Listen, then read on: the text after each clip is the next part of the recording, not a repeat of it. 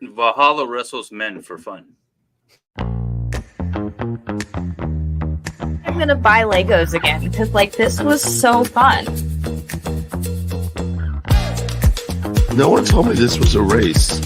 It's not a race. No. Oh yeah. Now yeah. You were really intently looking at it. I dropped the piece and I can't find it. It got interesting. Being interviewed and trying to do Lego at the same time, harder than it seems. Having the problem with this one here. But I hadn't built Legos since I was a youngin', and I don't know exactly what I'm doing. Yeah.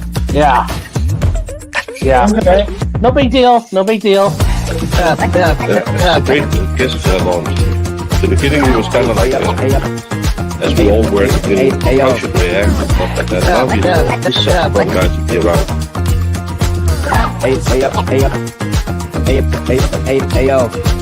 I'm actually enjoying a little bit of wine while we do this because it felt inappropriate to not have libations.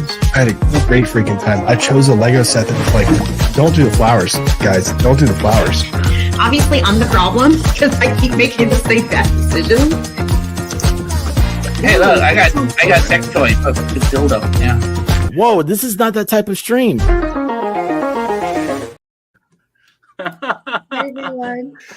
Welcome everybody to Lego Law, Life, and Libation number 19. Wow, this is 19. That's kind of crazy, excited. actually. I know. So crazy. We started When off was the as first one of these? It was- when? When? It was like almost a year ago because I was in Sweden for like number 3. No, I was in Sweden for number 2. No, so it hasn't been quite a year. It's been like 6 months. It's been a while. Yeah, it's been a bit. It's been way longer than 6 months. Are we No, going it's to been introduce longer our than 6 months. awesome guest? Yes, we are. Yes, please. Welcome, Beckett. Hi, how we doing? How we doing? Good. Yourself? What up, man? Yeah, no, it's nice to be here. Thank you for inviting me to come and build Lego and drink and chat shit. That's what the internet's for, isn't it? That's right. That's what we're what here the for. internet's for, right? Right. So I met Beckett. What, two months ago? I came on your stream. We chit-chatted a bit, or a month ago. Yeah, I don't know. it's been like a month and a bit. Fuck, time I is know, right? getting weird. I don't know what it is about 2024. Yeah, it's been a while. So yeah, been a while. I reached out after the arraignment stuff, and we chatted a bit about both LordTube and the stuff that was going on. So, I saw that. That was a great stream. I saw it. Good fun. Yeah. It was a good stream. I definitely watched that. Yeah. And so I'm glad you were able to join us for this because once I had not really heard of you before then, and then once I was on your channel, I started watching some stuff, and you've got some really good content, and so it's good that you can join us and we can sort of spread the word. I enjoy it. It's nice to like reach out and like interact with some of the communities I end up talking about as well, because I've got a fair range, but you can only ever get so much from kind of an outside point of view. So it's quite nice to just to actually to meet a lot of the people involved. Yeah, Delve in a little, if you will. This actually brings up an interesting point, right? I've been trying to figure out how to best describe your channel when I've been pitching this show, and I have no idea. I failed you miserably, sir. I have no idea how to describe your channel. Internet drama. That's what I was tweeting out. Yeah, so I suppose it like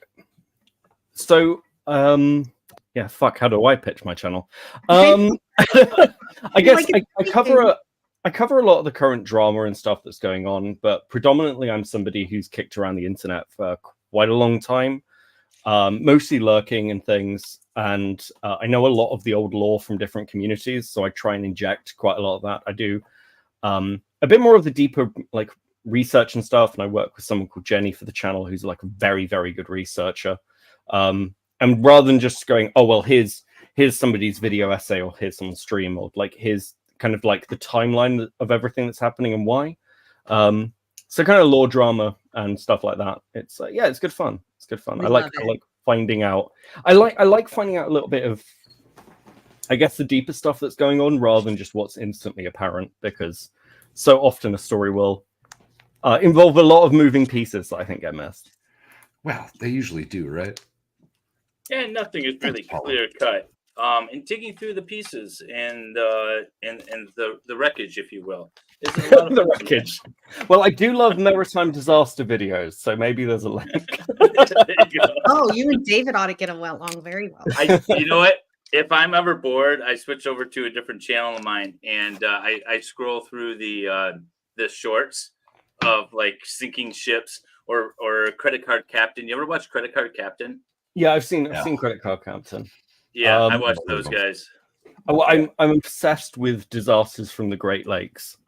They're like I find it fascinating because like I'm in Britain and I think of a lake as this like little thing, and then I'm like, oh no, it's just a giant frfreshwater sea with like deadly weather. No, that's amazing. That's exactly what it is. And you know, I might in a minute I might pull up a video of sailing out there. But yeah, nobody thinks about it, but there's times when my wife's out in the middle of Lake Huron right now, and I guarantee she can't see land. That's crazy to me. Sailing into the sunset. It's terrifying. Well, to kick off the episode, we usually fill everybody in on what we're building. Oh yeah. I am starting. We'll call this day one because this is going to be a long one of the Hogwarts Harry Potter castle. I'm excited about it. I'm so excited for this. That does look really cool. Today, though, it's definitely not getting done on this stream. Yeah, not today, Satan. Not today. Not today, Satan. And I will be finishing up the rolling boulder scene from Raiders of the Lost Ark. I have 2 sections that I worked on and completed with Max Murrow's stream. And now I have a 3rd section, which is essentially half the box. So I thought I'd wait and do it today. Awesome. But you got Becca. I'm building a bonsai Lego tree. Yes. I was looking is through. so fun. Well, like people who watch me regularly know I really like Gunpla, and I like model kits. I think they're interesting, but I didn't know what to get from Lego because it's been a while, and I was like, oh, well, that's kind of cool. That's interesting. Yeah, he's like, let me be 12 again. Yeah, nice little thing to. We love that to present, and now I have to. It feels weird because I feel like something like Gunpla is meant to be like a bit more complex or things, and but now I'm just looking at the bags and I'm like, oh, this is somehow more daunting. It's worse than it looks. Or people are like, oh, Lego, no big deal. It's a big deal. Not like Legos when we were kids, that's for sure. No, especially the stress of building it on the internet with everyone watching. Yeah, while trying to do other things and have a conversation. Yeah. I'm very also we're gonna excited. we're gonna have fun talking to you. So you're also it's hard. It's harder than it looks, people. And I see a lot of new faces tonight. I assume that they're from Beckett's channel. So welcome everybody. Hi guys. I hope you're doing. I can see a couple of people in chat being like, "Yay, Beckett's building Lego." Yeah, I see that. You've got a lot of fans. I would love it. Well, we knew you had a lot. This is great. That is one benefit to what this whole thing is about, right? We get to meet new people and kind of merge fan bases, if you will. For sure. Yeah, I think it's nice to reach out and like one of the things that I found really like useful and kind of fascinating is just the amount of stories that I see covered on the internet where nobody really reaches out and talks to the people involved. And then you miss things. And I did a lot of the like art commentary stuff with kind of things going on there. It was just invaluable just to talk to people in the community because there's only so much you can glean from screenshots, little bits of videos, and stuff like that. Well, certainly. And you miss a lot of the nuance, right? Just from the reporting or whatever. Oh, yeah. Yeah. It's weird how much stuff there is that's actually like communities develop their own little cultures. Oh yeah, which I think is interesting. They sure do. Also, you have a great deep dive researcher on your team, so you can really get deep into things, which is amazing. Yeah, she's fantastic. I mean, she really it's kind of like, that's a good way to put it. Like before, when I've done content generally, it's like quite hard just from a timescale point of view to kind of get everything you need quite quickly. But having somebody who understands how to like almost trawl the internet and pull up the relevant parts really quickly. Stuff from years ago. Just really lifts things up.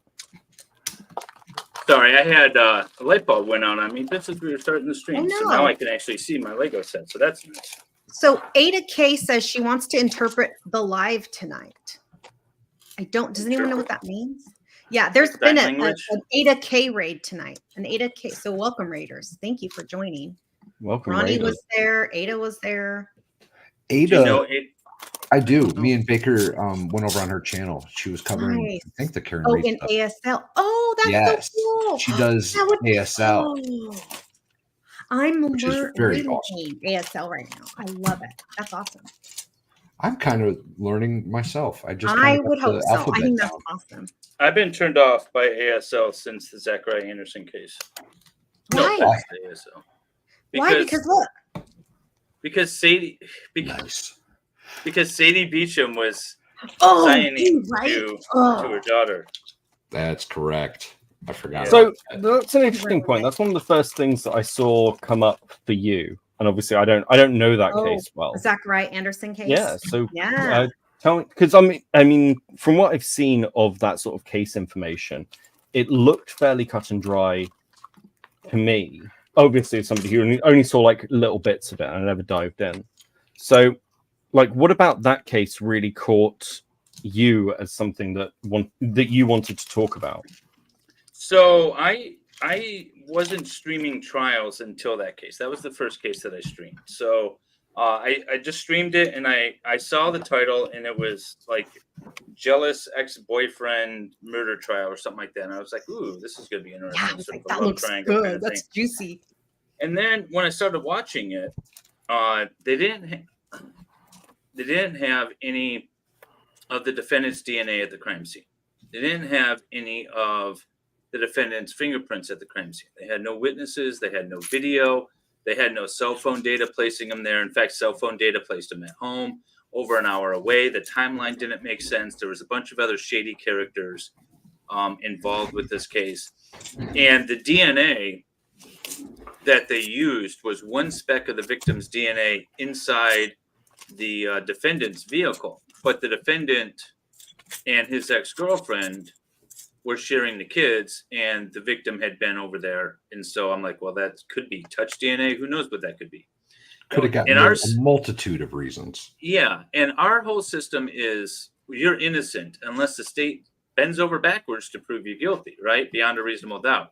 And I said, There's tons of reasonable doubt in this case. And just for those reasons alone, there's a bunch of other shady stuff that went on with the testimony.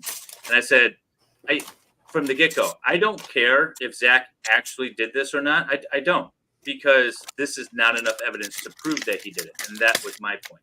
And so I've been kind of, over the last, 18 months or so, been kind of going on a rant about it in various things. I'm actually working on a documentary. So from your position, it's more a case of it's not following the process that should be followed to allow somebody to get a fair trial, as opposed to the actual findings potentially in the case. Yeah, I mean, or the truth of guilt. It's we're supposed to be seeking truth here, right? And we're sending somebody away for the rest of their lives over, again, no DNA, no fingerprints, no witness, no video evidence, no vehicle data placing him there, no cell phone data placing him there, nothing placing him there.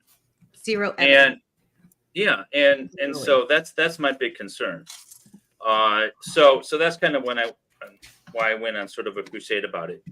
And if he's truly guilty, then he's truly guilty, but that's not enough evidence to prove that he's guilty. That was my big thing. Okay. No, that makes sense. That makes sense. I suppose it's an interesting one of how emotional that case seems to be as a topic. I also, like I said, I'm doing the documentary last month. I went out and met with his brother, Zach's brother. I took some video of various locations around, sort of B-roll kind of video. Met with his dad, went through his house, just again taking more video. And they are the nicest bunch of people that I've ever met on the internet, and that includes Wendy and Valhalla. So rude. How dare you? How dare you? Shocking. Shocking statement. Are you gonna let him talk about They're us? just genuine people. Oh, and Valhalla's even from the Midwest, so that's really rude. Me, that's okay. I'm from California, so Just we're keep all digging, Dave. Keep digging. yeah, David. Well, Valhalla wears his hair long, and Wendy's from California, so they both have their faults, but not Valhalla's like, yes, I agree with that. That's a true statement. I can't really argue that. That is a true statement. So, I but that's think it's interesting that's what very came lovely. up when you Very were lovely. looking into me. Yeah, I think, well, it's partly your pinned tweet, but it also caught my eye. Because, I mean, from a LawTube perspective, I think that LawTube's really interesting as a thing to dive into for a couple of reasons. Firstly, because of the general wider overlap it has with kind of what's sort of referred to as sector. But also, what's a good way to put this? Because kind of, I think what's made it interesting and gained so many kind of followers is because you're not just talking about things in the abstract or just exist in the like online world. It's kind of the day-to-day kind of process that people have to interact with. And when you're looking at stuff like kind of court cases that can be quite public or will have like quite big media coverage, and you kind of got these little sections, and you look at people who've kind of really made a go at both informing the public, but also making this like digestible for people. It's kind of interesting. Do you think like like LawTube's kind of a unique form of content? I can't really think of many others where you've got people who are kind of so in their professional world, but also kind of doing the content creator side. The only thing I could think of, and the only reason I dive into this is because I went down a rabbit hole on some YouTube creating platform thing that existed like in the early stages of YouTube. But I was thinking that entertainment, like celebrities, like B-list celebrities covering other B-list celebrities, might be something similar because they're in the industry, but they're also talking about it. But I don't know that it has. I don't watch it a lot, so I don't know the impact that it has. Now, maybe someone who's out there and watching it might think it's the same thing. But I thought it had sort of a different or a similar vibe to that. But outside of that, I would agree. I don't really see anything else. I don't know. Wendy, what do you think? I think yes, 100%. Whatever David says. That's a true producer right there. That's why we keep her around. Yeah. That girl wants to keep her job. That's well, we already. Sorry, Valhalla. Go ahead. I'll bring this up in a minute. Go ahead, babe. Well, to add on to that, I guess, or give my perspective, right? Because I'm not a lawyer, and I don't know that I could really consider myself or would consider myself LawTube. More LawTube adjacent, I guess, because I'm clearly in that community, right? Like that's clearly who I stream with, and I do cover court cases or whatever. But I started out as a fan, right? I started out watching all these guys, and I spent, a year, 2 years, something like that before I ever started streaming. So there's something to it that's different, right? Everybody needs to know the legal system in our country. Mm-hmm. And I think lots more people than not have had a horrible time at some point in their life with the legal situation. Nobody really understands what's going on. It requires a crap ton of money to give to some lawyer, right? And nobody really knows what's happening.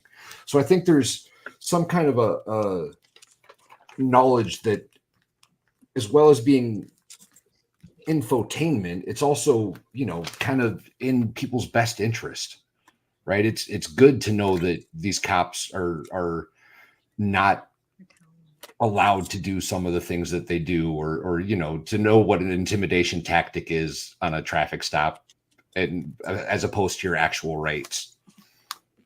So I think it's got that benefit to it as well. Yeah, I mean, I find it interesting. Like, I think like some elements of content that have really taken off are things like you'll have an ex-police officer or something start looking over body cam footage of arrests and go, well, this is what the officer's doing. Here's what they're allowed to do. Here's what they did wrong. Here are your arrests. Here are your rights. And at the same time, like watching like police interrogations. I know you've looked at like the Jody case. Is that the one? Oh, Jody yeah. Arias? Yeah, Jody Arias. Oh yeah. Which is kind of a really interesting example of like a character breakdown of somebody who's fairly manipulative. That's What? Not Jody. Yeah. Oh, she's an angel. She's an angel. David wrapped around her little finger. Stop it. Yeah, you know what? And when Valhalla was talking, I was thinking a little bit more.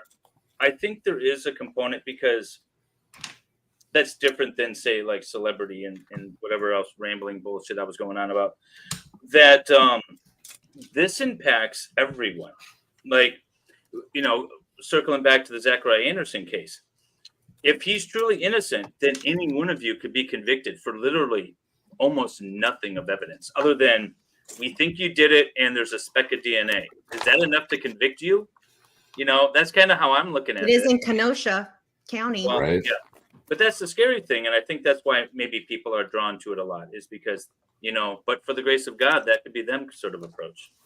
Yeah. Yeah, absolutely. And I think that we're seeing kind of these cases that are getting such visceral reactions, like the Zachariah Anderson case, for example, as well as the Karen Reed case. Now it's so visceral because people are seeing the authorities misuse their authority that we've given them. Right? I'm not sure I know the Caroline Reed case. It rings a bell. Which one's that? Karen Reed Karen Reed out of Boston, Massachusetts, or Canton, Massachusetts, rather. She was charged with unaliving her boyfriend, who was a Boston cop. And what it looks like more likely is that he was unalived by someone in a house that's owned by a Boston cop. And a bunch of other cops are kind of covering it up and pinning it on her. She was actually, it was declared a mistrial. There's a bunch of stuff going on with her, with the jury from her case right now. And it's a complete shit show and disaster.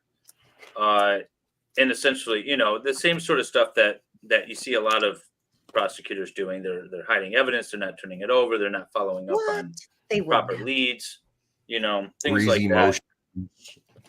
Yeah.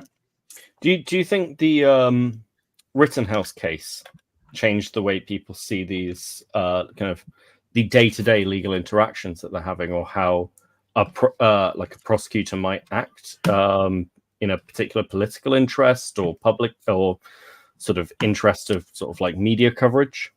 Well, I think what it did is it brought it to a different audience that never really appreciated that before. When the other thing too is before the vid and everything was shut down, most people didn't watch trials. When everything shut down, at least in Michigan and for a lot of other states in the United States, trials went online. You could sit online at home in your pajamas and watch a real life court proceeding or morning of indictments. And people were doing that. And I think that also started opening people's eyes. And I think the Rittenhouse trial also opened a lot of people's eyes, whether they want to admit it or not, whether they want to say Rittenhouse is still guilty of killing 5 black men intentionally after carrying a gun across state lines. Spoiler, he wasn't. I know people who have said that to me in the last 2 years. And I'm like, but really? Even those people have to admit that there's something up with the way that case was prosecuted, right? So, or at least if they're being truthful and honest with themselves. And so I think that case sort of, and being that it was streamed online and being that, LawTube, Bricada, and others started streaming it, brought it to a different audience that had never really seen that sort of stuff before. Or at least, even if they knew about it, then they could point to something that's easily shareable, like a YouTube stream, and say, hey, aunt, uncle, friend, whoever, go check this thing out. Yeah. Right. Yeah. Did you see Half Irish said she renamed us Trial Tube, Valhalla? Trial Tube? That's pretty good. Yeah. That makes sense. I like that. People that are posting questions. Wait, is Valhalla Trial Tube or am I Trial Tube? Well, she said it You're just retired. to Valhalla. So I guess you're excluded. Well, I am retired, yeah. You're retired. You're retired too. chat, I am seeing your questions, and we can star them. We can like favorite them back here on our end. So that way when there's a break, I'll ask Beckett your questions. I'm getting lots of good questions already for you. There's a break. Ask. I was going to say, Oh, it sounds all like a right. perfect opportunity. Well, let me what a great segue I made for myself. True professional. First of all, Wanda Stevens says, hi, hosts. Wendy, please say hi to David for me. Every time I talk to him, it costs me money. Great attorney. Hi, Wendy. That was Thanks for Wanda. joining. Wanda Stevens. Oh, Fubar no, I'm wants sorry, to know. Wanda. Oh, my That's God. okay. Hi, Wanda. I'm Fubar distracted wants by to know. Lego. And hi, Fubar. How are you? Beckett, how often do you get stopped in the street, Ed lookalike? And a lot of people are commenting. For those of us that haven't seen you that have before, your followers are commenting, okay, we're over the Ed Sheeran comments, but those of us that haven't seen you yet are like obsessed. It happens all the time because white people can't tell ginger people apart. It's a form of racism. I get it quite a lot. It's the English accent and everything. No, it's good. I take it in my stride. I think one of the weirdest things is I don't know what it is about me, but I have quite a lot of people come up to me just completely fucking randomly with the most bizarre stuff. So I was out with my partner, and we were just at a cafe, and this woman just wanders up and she's like, well, you've done well. He's adorable. And just talking to us for like, I'm just like, I don't get hit on in bars or anything. I don't know why this is happening like randomly on the street. Like I've got no fucking idea. But yeah, no, it's good. I think people can get, stop me and say that, but it's usually that she's adorable and I did well. Because that's the ideal. Let's be Valhalla honest. gets that all the time too, I'm sure. I sure do. Dave and I have both done exceptionally well for our physical stature. Married up. And thank you for the question, Wanda, and also Fubar. Okay. All right. So I have a question for Beckett. Yeah, how and why did you start your channel? So, oh God. As I said before, like I lurked an awful lot for a long time. But a few years ago, my mother passed away, and my mother was an author, PhD, did lots of interesting things. And after that, I was like, well, I kind of want to just like make stuff again. I've always kind of written and done random projects and stuff. And when that all happened, I thought, okay, well, I'll sort of start to get involved in things. I have a master's degree in counterterrorism. So I came online to talk about politics and got really sick of that really quickly in about a year. But I've also always talked about the law and everything. But yeah, I did that over on Twitch. And then kind of I started working with Jenny and we wanted to do something a bit more deep and do more videos. So we moved over to YouTube. So yeah, this is sort of the more serious kind of condensed endeavor rather than just like randomly chilling on stream, which is nice. It's been really good. It's been a really good outlet. But I work a full-time job as well, so it's it's always the secondary thing, as opposed to wanting to be internet famous or anything ridiculous like that. Just it's good. It's good laugh, and I think it's nice to.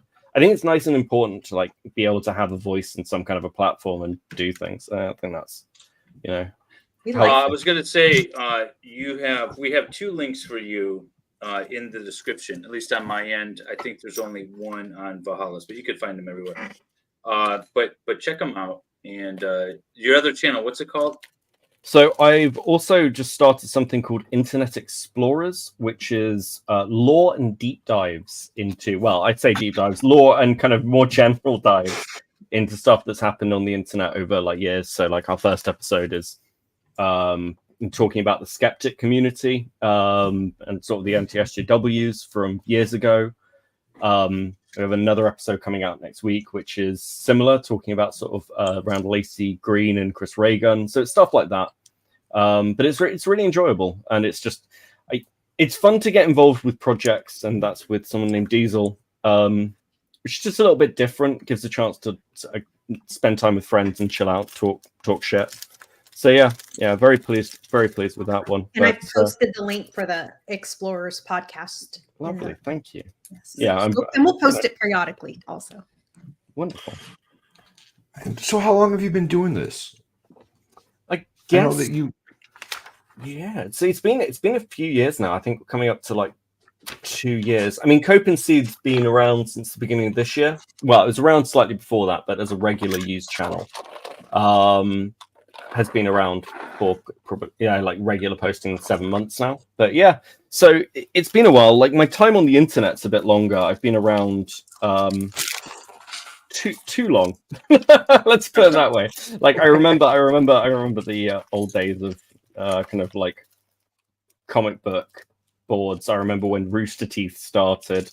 I was never a big like ED user or anything like that, so it's been fun to like dive into those kind of communities, which I didn't really interact with myself. What kind of communities?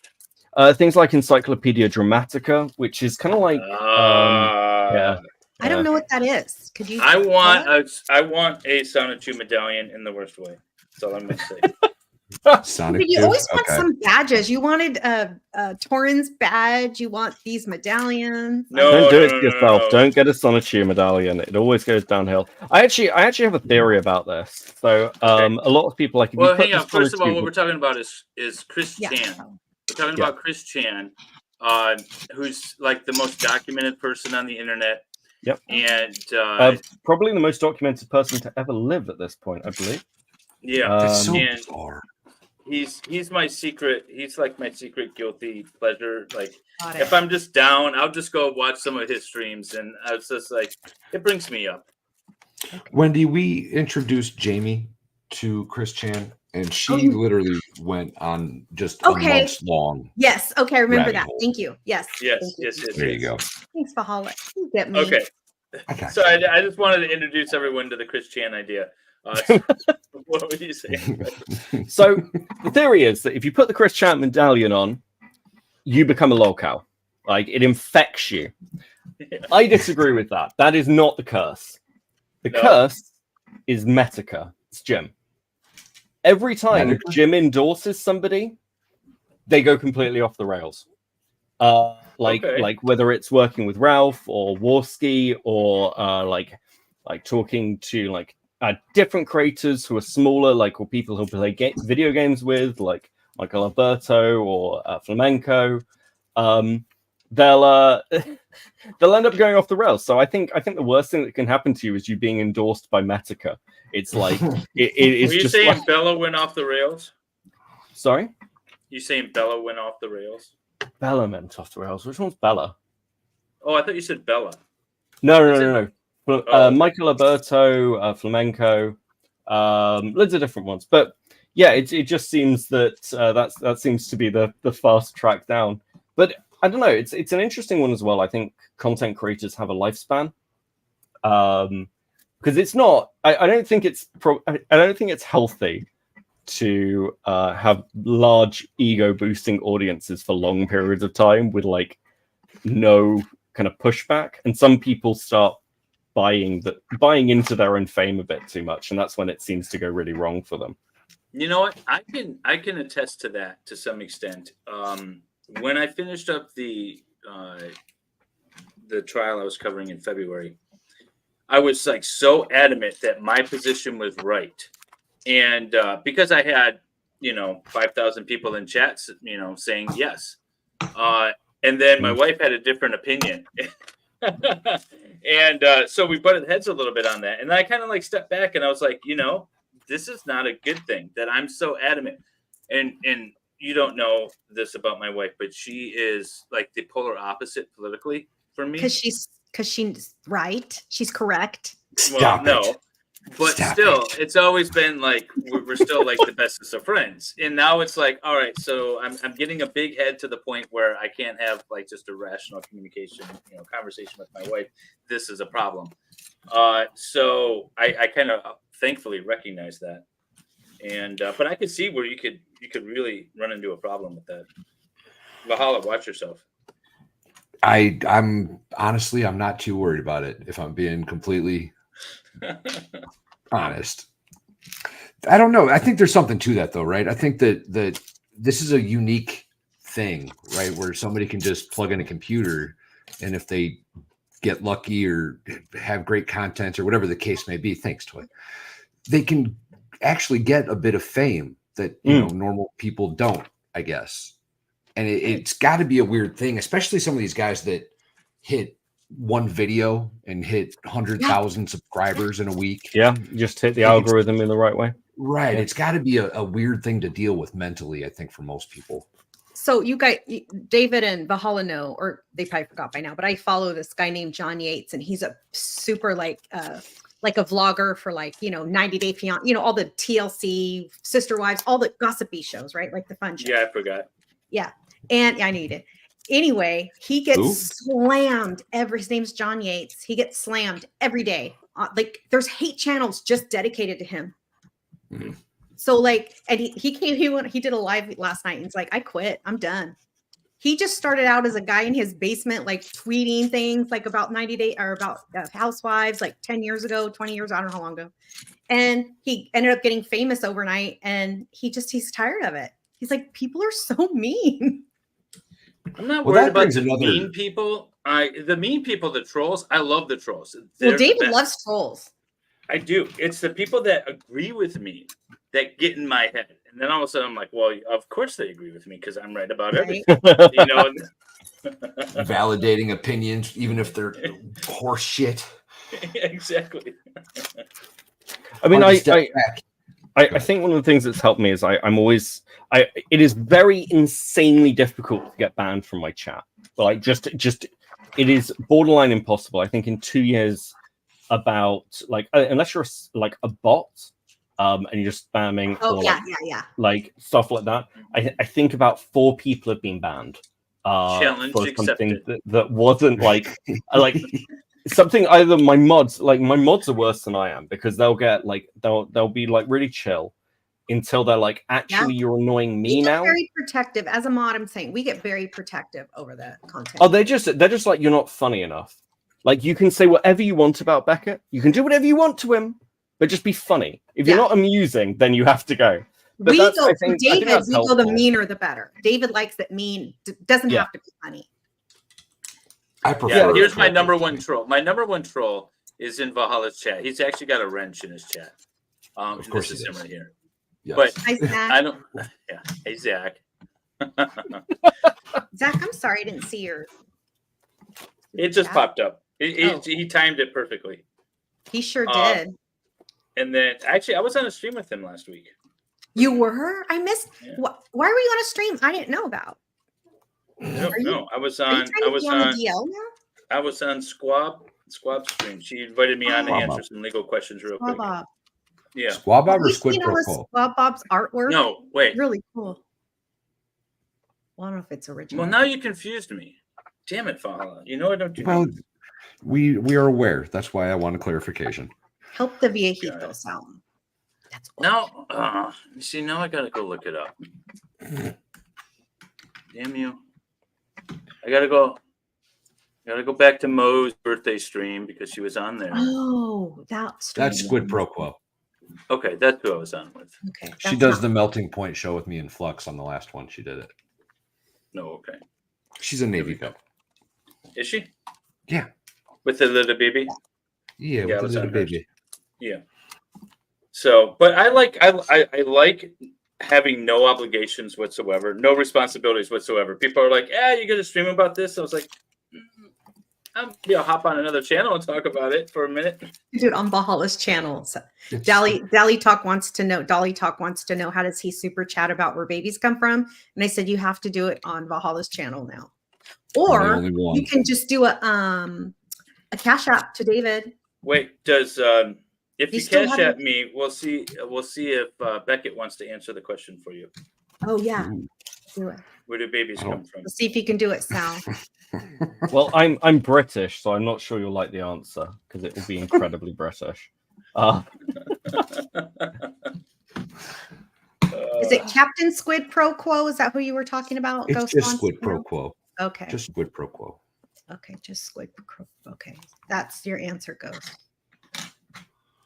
No, Captain Kern was also on that stream. Oh, I know that name from chat. Yeah. He 3D printed me the Thor hammer, Mjolnir. Oh, that's so cool. He hasn't sent it to me yet, but Does he Shizzy printed it for me. still 3D print things? He was doing that for a long time. Yeah, I'm sure he does. I'll go. Oh my God, these dogs. Hang on. Crystal DeSaro says, my question is, how does Valhalla plan on using the wrench for the Lego? This wrench? This Yes. was a Christmas present from the expert because I am the YouTube mechanic. Yes, you are, babe. So Actually, how did you end up sort of orbiting, if you like, LawTube? Well, like I said earlier, I was a huge fan. I that was what I did, right? And I think that modding is a unique skill to do it well, right? And there's different styles, obviously, and everybody has to has to respect the channel's guidelines for their own channel. So there's a fine line between modding and being a tyrant. And I tried to get modded in as many channels as I could, and basically because, well, yeah, that's kind of what I like to do, right? I like to be able to click on somebody's name and go straight to their channel. I like to plug links and make sure that people get exposed to the chat where, nobody should be looking for a link anywhere, I don't think. But that was just basically it, right? I'm a big law nerd and enjoyed the content. So I would jump around, and once you find a creator in LawTube, it almost certainly will lead you to another creator that you like as well. And that's just kind of that was my origin story, if you will. Your origin story. Yeah, no, I mean, that makes sense. I think it's like an interesting one to get involved in as not an outsider, but somebody who's not a lawyer. I mean, are there many, would you say there's many main LawTube creators who are sort of don't have legal expertise, or would you say that that's sort of the predominant? Certainly the predominant creators in LawTube have some connection to law, whether they're lawyers or paralegals or, in a different country's version of some kind of legal position. Almost certainly. But there's a few of us, I think, that don't have any law degrees or training, that are just wanting to learn, wanting to understand it.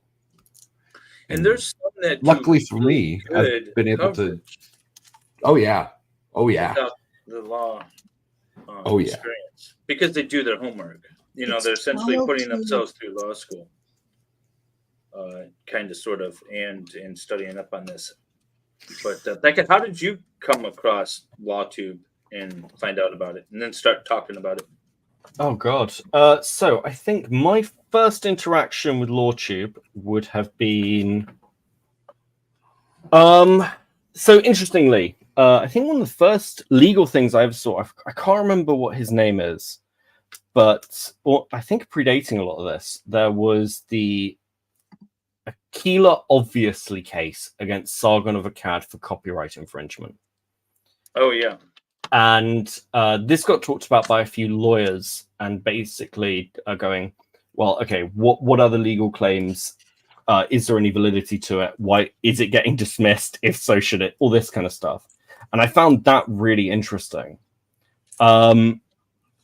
And then as sort of we moved into 2016, 2017, people like Rakita showed up and had a bit more connection through things like Maston's community. And there was a lot more overlap. But I remember the first time I saw or really heard about Nick Rakita was through Metica. I believe they did a Warhammer stream together.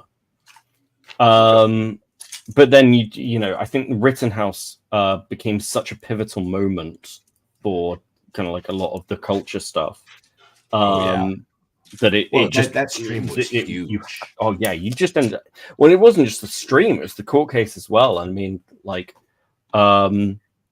especially the fact of how much of how much media had just been misinformation about it for some strange reason. Can't imagine why. That seemed to have, because that raised a lot of questions for a lot of people, I think understandably, as to why that had occurred in that way. So yeah, I think that was the media pumping false narratives to the population. Yeah. And like not checking basic things, basically. So like I think race of the people that were shot. I mean, the basic things, right? Do you know what the interesting thing is? I'd never heard from any source that Rittenhouse had shot black people. I'd never heard that during the whole initial stuff until the court case started happening. And I would love to find the origin of that, because part of me is just convinced it's stuff random people started saying on Twitter. And well, you know what? You might be right, because it was during a Black Lives Matter protest in response to a police shooting of a black man. And so maybe they did just assume. Maybe people just started assuming when no one actually reported that. Because I can't find it anywhere. That's part of the issue, though, is that people will see things and then they'll just start talking. Like I made what I thought was a joke. After the failed assassination attempt, I just tweeted out there. I said obviously the shooter's working for the FBI, and now there's I'm not taking credit for starting it, but now there's a whole thing about that people are tagging me in about this is an FBI agent that's sitting in the background behind Trump. Look at her and all this stuff. I see. I told you. So it's an obvious joke from my end, but people might start taking it seriously and just running with it. Well, like with most things like this that happen, I think over time that story will just grow legs of its own, really, because that's the natural course of events, and it's it's difficult because, especially with something like that, it's very unlikely we'll ever ascertain anything detailed, or it's a good way to put it. It's very unlikely we'll ever get to the point of knowing exactly what happened. So, as a counter-terrorist specialist, which is what I'm going to call you from now on, what are your thoughts on master's degree? Does not make me a specialist, but sure, we can talk counter-terrorism. More education than I have. What are your thoughts on the whole the shooter's ability to get up on the roof sort of situation? Oh God, that's interesting. Really difficult to say, because it's so the thing about this is it's really difficult to get past what's legitimate information and what's misinformation. And if I've learned anything, it's like, hey, until you can find a source that is like, no, I was there, or like here is like ironclad video evidence. I'm usually quite reluctant to make claims. I'd say that generally speaking, I think it's probably a case where. Sorry, my dog. There seems to be like some things that were obviously missed. There's obviously a security failure somewhere along the line there. The question is, like, at what point did that break down? To give like another example, like we'll talk about like Epstein, because that's we'll reach the point, at least with the fact that he's passed away, is non-contentious. I always look at the Epstein stuff and go, okay, that's really weird. So he was on suicide watch in a cell on his own, and they just happened to look away and fall asleep from cameras. And there's like the part of me that's like, wow, that's crazy. That seems completely insane to me. But like, I think I'm hesitant to go, well, that's that's because that means Hillary they were Clinton in on it. Yeah. Yeah. It could just be shoddy employment. Because I think there's this interesting thing with conspiracy theories, where it's somehow comforting to believe that there's like a secret world order controlling everything, because I think the reality which I do think this is the reality, that people are just really incompetent and they happen to be running companies, countries, and everything else, is kind of terrifying. Like, in a way, it's like, wow, everything in the world is run by people who kind of don't know what the fuck they're doing most of the time. I had that like as an attorney, when I first started practicing, I kind of had that, what is it called, where you're like imposter syndrome, they call it now, whatever. You kind of get that a little bit. And then when the vid was happening and I was filing lawsuits and other people were filing lawsuits and I was watching all these trials in these big important hearings in front of the Supreme Court, and I'm realizing, like, nobody knows what they're doing. Nobody knows what the rules are. Nobody knows how to, like, the justices sitting on the court don't know. And that was somewhat comforting for me, because then I felt less like an imposter. I was like, oh, well, nobody knows. Okay, I'm cool. No one knows what the hell's going on. Probably. Rest assured, we're all idiots at this point. Awesome. That was my thought. I was like, oh, it made me feel better to know that there's not some grand conspiracy and everyone's just a fool. I don't know if we're getting into specifics, though. Like, there's certainly incompetence is the likely answer for a lot of things, right? But at some point, the incompetence reaches a like critical mass, and you got to think, how many steps had to fail to be this stupid, right? How many different incompetent actions had to take place before we got this idiot on the roof that was too slanted for the Secret Service, and the ladder, they saw him for an hour, yada, yada, yada, yada. Too many mistakes. Or, but have you ever gone to the post office? Have you ever gone to the Secretary of State?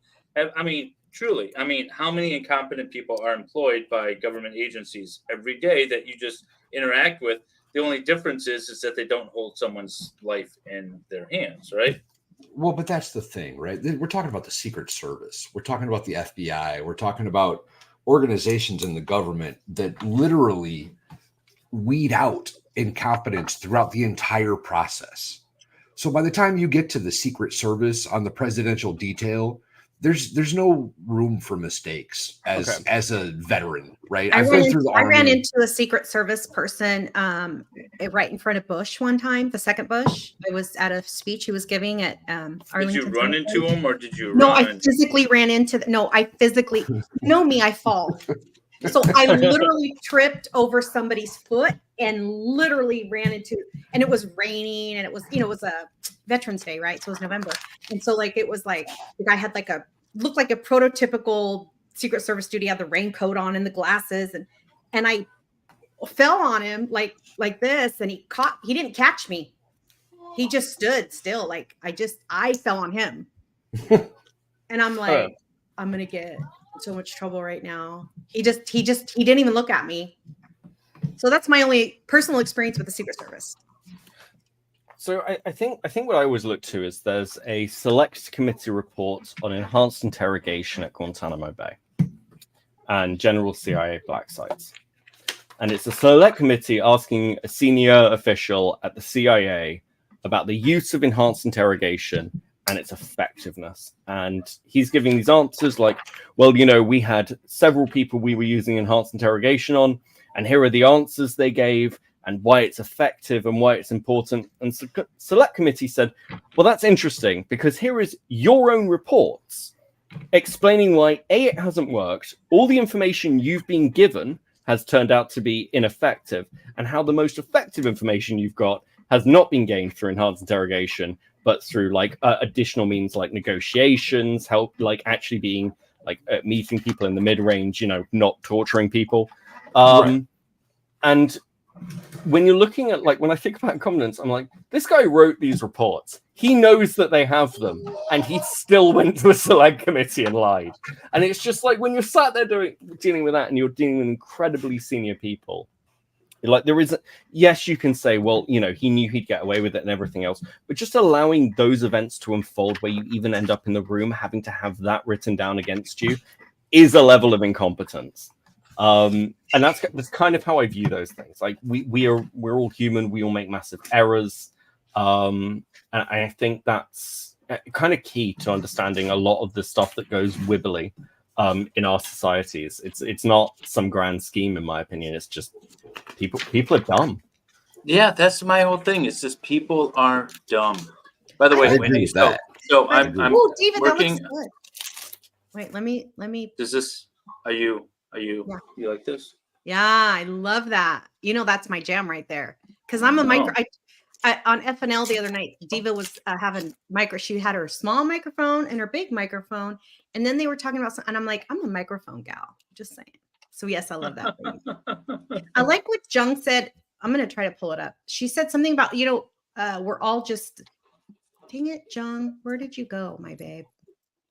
I deleted it. You probably did. It was really, of course here it is. No one knows what they are doing. It is really true, David. We're all just giving things a try. No, it is very true. And we're all just sort of kind of stumbling through this and hope we don't take everyone out in the process. That's sort of the goal. Of course, I fell into a secret. It's a little scary, but it's better to face the reality knowing it than to just turn a blind eye to it. Right. I am unwilling to give Thank you, Toy. the FBI and the Secret Service that they're just here trying. Right. I'm not okay with that. Right. They need to be above reproach, right? Absolutely. Certain agencies, certain employees need to be above reproach, and they need to be so well trained that they need to be anticipating. I was a DoD civilian and I did nothing dangerous, and I had to come up with contingency plans for everything I did, or else I got fired. That is fine, but the issue that we're talking about here is there some grand conspiracy? And my answer would be no. It's just people are stupid. Not that I think you can still hold.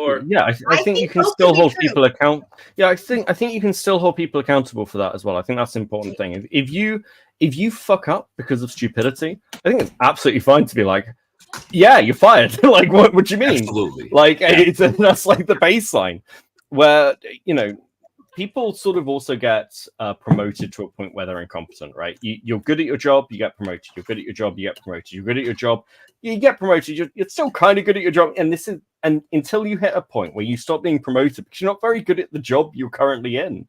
Right. It's a natural progression. And also, one thing that's kind of interesting is we're always playing catch up with what's happening, and quite often we're working off data and information from previous events which don't really match up to current events. And you see this quite a lot in kind of literature around counter-conflict and counter-terrorism. What works for Islamic extremism was very different from what worked with the Troubles in Ireland or Italian terrorism, or the anarchists in the 1800s. There is no one size fits all, which means that you have to be quite adaptable. And sometimes security organizations can have parts of them that are really good at adaptation, which leads to a lot of holes. Usually it's your experimental side, and some sides that are just really bad because it's quite heavy with bureaucracy, and they don't want to take too high a risk. I think that's partly why we see so many statements of was known to the FBI, because they're playing against like the regulations and laws that enforce them and when they can take action, which I think can slow the process, especially with something as quickly moving as a single individual attacker. That's the other thing too. Like, we kind of frown on the idea of police just randomly shooting individuals because they think they might do something in the future. That's something that we're kind of against in this country. And so when you fault these guys, so when you fault the Secret Service or the FBI or anybody for like, well, they didn't shoot him before he took a shot at Trump, and it's like, that's kind of the idea. We don't want to shoot people before they actually, commit the crime, right? Well, I think that's a weak example, right? If the dude is sitting up on a rooftop and he's got his scope and his pew pew lined up, like, at some point, you don't have to wait till he pulls the trigger, right? Well, at some point you do, because you could try to arrest him, but at the end of the day, you have to wait for him to actually act upon this before you shoot him. I guarantee if they shot him before he shot, time it out. would be a lawsuit. Sir, do you mean to tell me that if you are in a situation where somebody is pointing a pew-pew at the missus or your children, you're going to wait for them to fire before you pull the trigger on your own pew-pew? No, but what I'm saying is that they might not have had the authorization to do it because that I believe because there are the rules of engagement. Because as a general rule, we don't like we don't like cops just shooting people. I'm trying to find the name of this British marketer that I've been trying to get on this stream, and I want to know if Becca Lynn, you asked a question earlier and I lost it. So could you please retype it? I would love that, and put like a question mark just so I can catch it. And so Beckett, are you going to do the cherry blossoms or the green leaves? Crystal DeSaro wants to know. Cherry blossoms, because they come with frogs, and I quite like little frog models. That's what I went with on mine. Yeah, it's pretty cool. Love it. And Milton Town Best wants to know, how is Beckett liking his co-hosting role on the Now Recording podcast? Yeah, I love working with Now Recording. I love working with the guys. I think it's really nice to just be able to chill out. It's a very different kind of stream in a lot of ways. It's just very come, have a laugh, joke about things, as opposed to kind of having to do the deep dissection stuff. And that's like Matt, Pip, Beavers, Core, Toxic, and Mitch. And they are fantastic guys to work with. They're very chilled out. So you've got several projects going on. You've got a lot going on, Beckett. How are you still able to keep a full-time job? Prioritization and never sleeping. The never sleeping sounds more accurate. I feel like it's late for you right now. Yeah, it's insomnia. I mean, I don't know. I tend to just try and keep myself busy, in as much as I can. Are you workaholic? A little bit, yeah. I need to be doing things. I suffer. I've said before. I think it was the same for my mother. My major driving force in my life is I get bored very easily, and I'm constantly trying to find ways to not be bored, and anything that will kind of curb that feeling of boredom. That's mine too, except I don't like doing the same thing over and over and over and over again. So, because that will be boring too, even though I'm doing something. So I've always got to switch up what I'm doing. You guys are ADHD on steroids, both of you combined. Apparently. Super ADHD. Rory Sutherland is the guy. I just want to say Valhalla and I are the ones. We go. I don't think so. I don't think so. He's a British marketer. He's like an expert in marketing. And one of the things he talked about, and the reason why I brought him up is he said, marketing is so, everyone thinks backwards. They take a look at something that worked in the past and they want to do it in the future, or they took a look at this old data, but it doesn't help them. It doesn't inform them what exactly the new data is going to be, or the new thing, or the new trend, or whatever. And they need to start thinking outside the box. And he uses Coca-Cola as an example. He said, Coca-Cola, one of the most successful non-alcoholic beverages in the world. And if you want to compete with it, the school of thought is you need to, have something that tastes better, that's cheaper, that you can sell in more volume and things like that. And he's like, you're not going to get fired for saying that in the boardroom.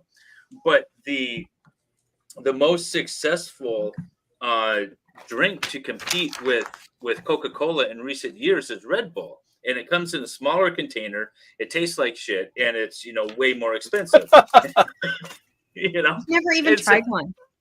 I have. It's not that good. But he's like, but that's like the sort of the out of the box sort of thinking that you need to really approach the modern world with. And I just love all the things that he has to say. And I'm trying to get him on this channel to talk about that a little bit. But yeah, you've been talking about him for a long time. I have been, yeah, and I kind of forgot to follow up with him a little bit. I need to do that again. But That just made me think of it, and I was wondering if you had ever heard of him. I don't know how big of a name he is. I just started following No, him on TikTok. I'll have a look. Yeah, I think I, broadly speaking, actually do agree. Part of the problem is that we're pattern recognition creatures. This is what makes us smart, actually. Beyond everything else, is we kind of go, well, what's kind of like occurring around us? We piece that together. But yeah, that can kind of really fuck us as well. Yeah. There's a particular academic who I hate, really, really hate, who no one I think here is going to have heard of unless you've watched me for a long time and heard me bitch about her. Her name is Toft, and her work has been used by like the UN, by you know Toft. That's no. Let me tell you about Toft. Her work has been used by the UN. She's quoted a lot in Harvard, and what her essential work is in rebel victory. And she argues that rebel victories are more sustainable. They lead to long-term better peace. They have better outcomes. Yada yada yada. But she basically does this form of political science broken down into sort of positivism, anti-positivism, postmodernism. But positivism is very data-driven. And the way that she does this is she takes multiple conflicts and she provides a scale for them, which is essentially how many deaths within a set period, how long the peace lasts. The problem with her data is to actually come up with her conclusion, she has to use Afghanistan.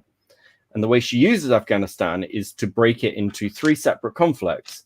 And if you move her data either a month in either direction, or I think it's an increase, it's been a while, of like 1,500 deaths, something in that region, her data completely falls apart.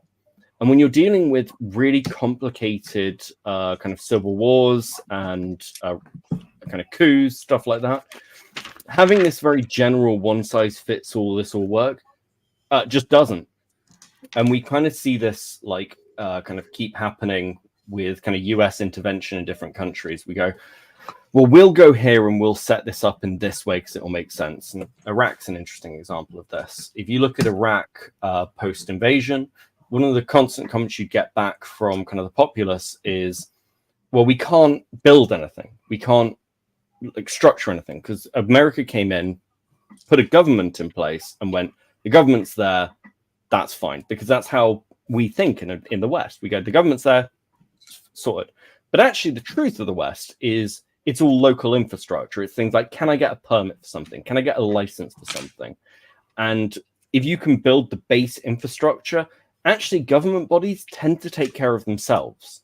And because we never do that, because we don't think in that way, or we don't look at what the country actually needs, we keep having all these failures. And similar happened with Afghanistan, in my opinion. Like we go, well, we can go in, we can like rebuild the entire country, its culture, everything else. We can make it more like the West, make it more democratic. But then we really did it in like a couple of cities, and then everything else around them fell apart. And then the minute the Americans were gone, the rest of the country fell to the Taliban almost instantly. And that's an obvious outcome. So it's kind of like you need to be quite specific, to what someone needs.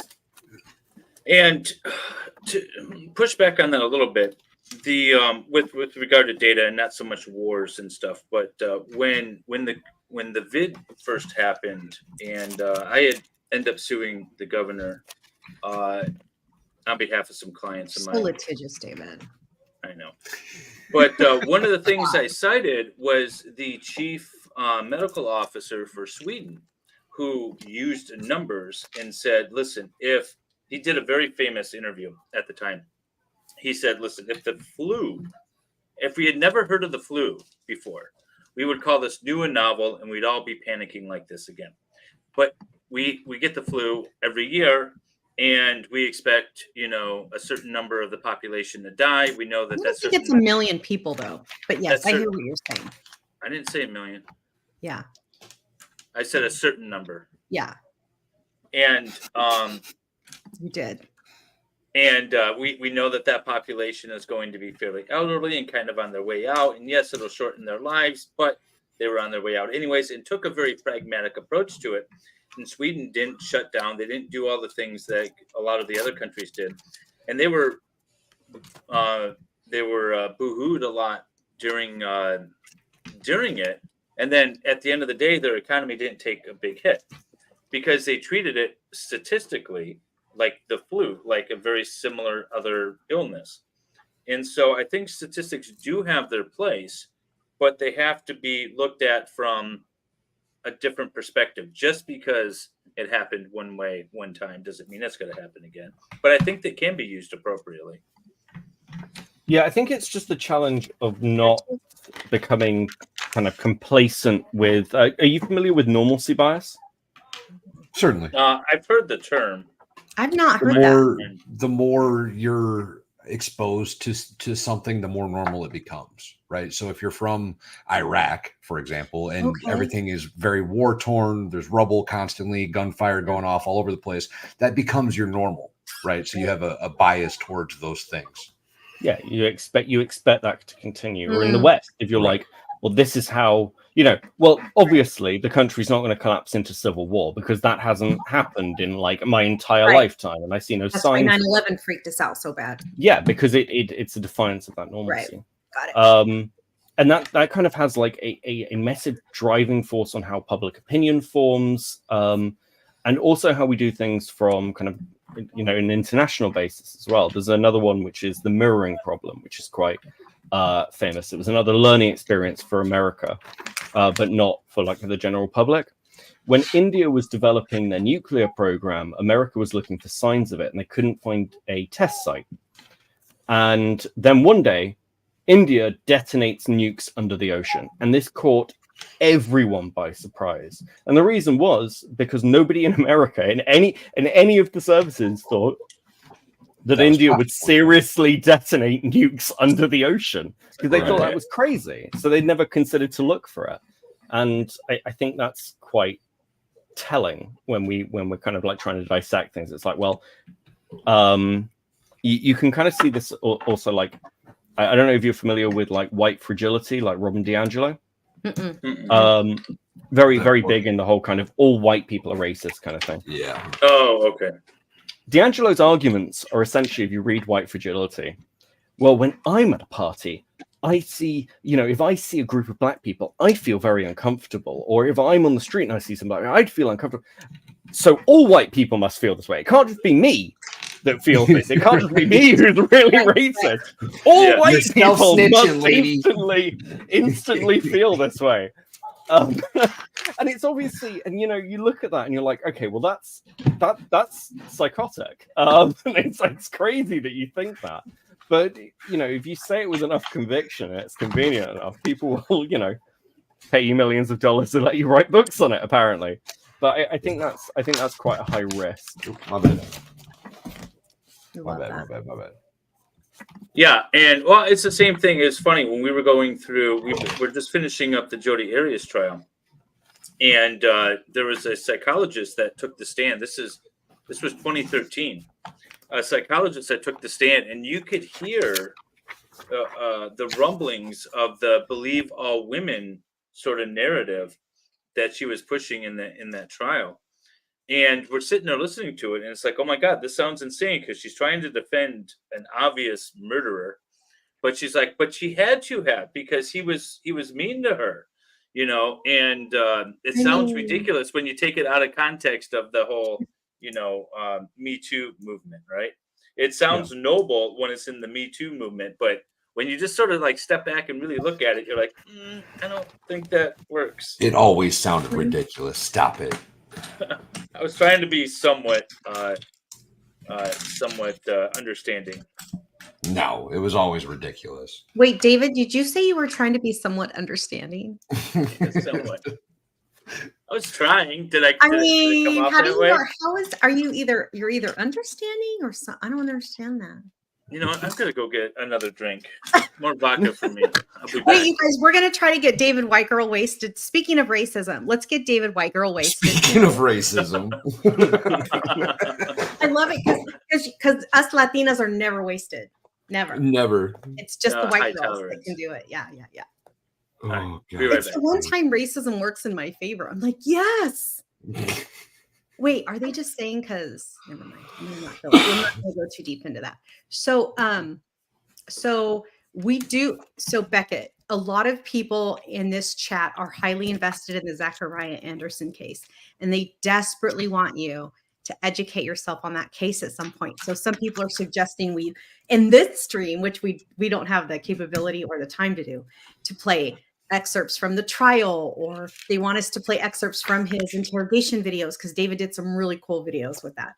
And maybe at some point you could check that out. Only because the fans are asking that. Yeah, I'm very open to we would love that. Because I do care. I think it's an interesting one as this. So I think that I'm very open to the idea that due process isn't followed properly, and then that in itself becomes like a conversation of, well, if you're not doing that, then from what I've seen from the Law 2 community, I'm sorry interrupting.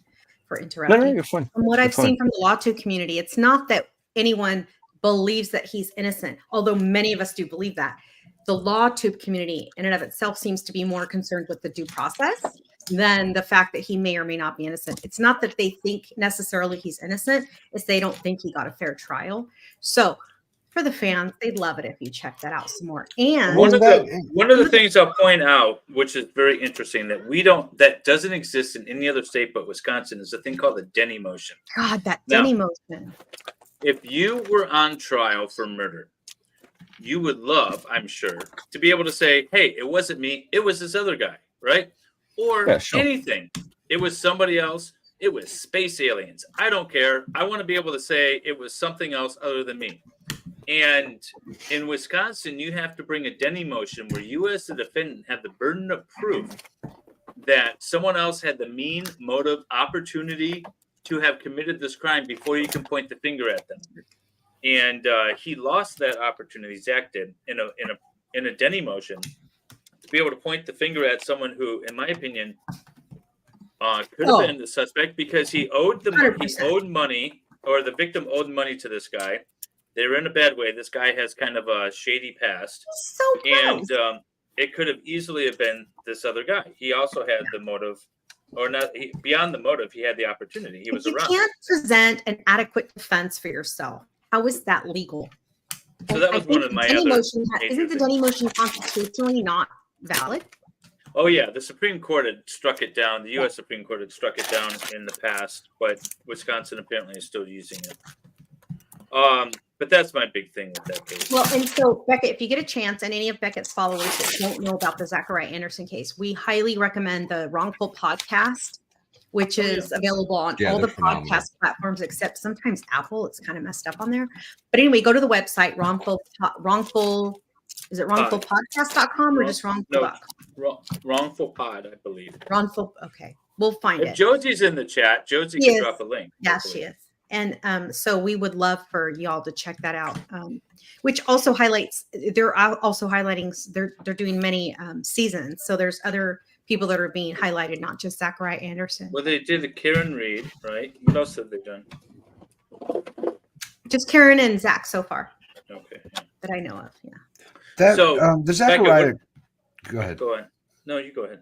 I was changing the Zachariah case had that other thing too, right? It had Michael Gravely being a shite. Oh God, I forgot about that dude. Oh, I hate that dude so much. Wait, what did you call him? Oh, you said "Get Wrecked, Gravely." That's what you used to say. "Get Wrecked, Gravely" was my tagline for a long time. Yeah. But it kind of highlighted the gross tactics that prosecutors were making or are making, or whatever the right verbiage is there, right? Made himself a witness in the case. He was terrible, absolutely terrible.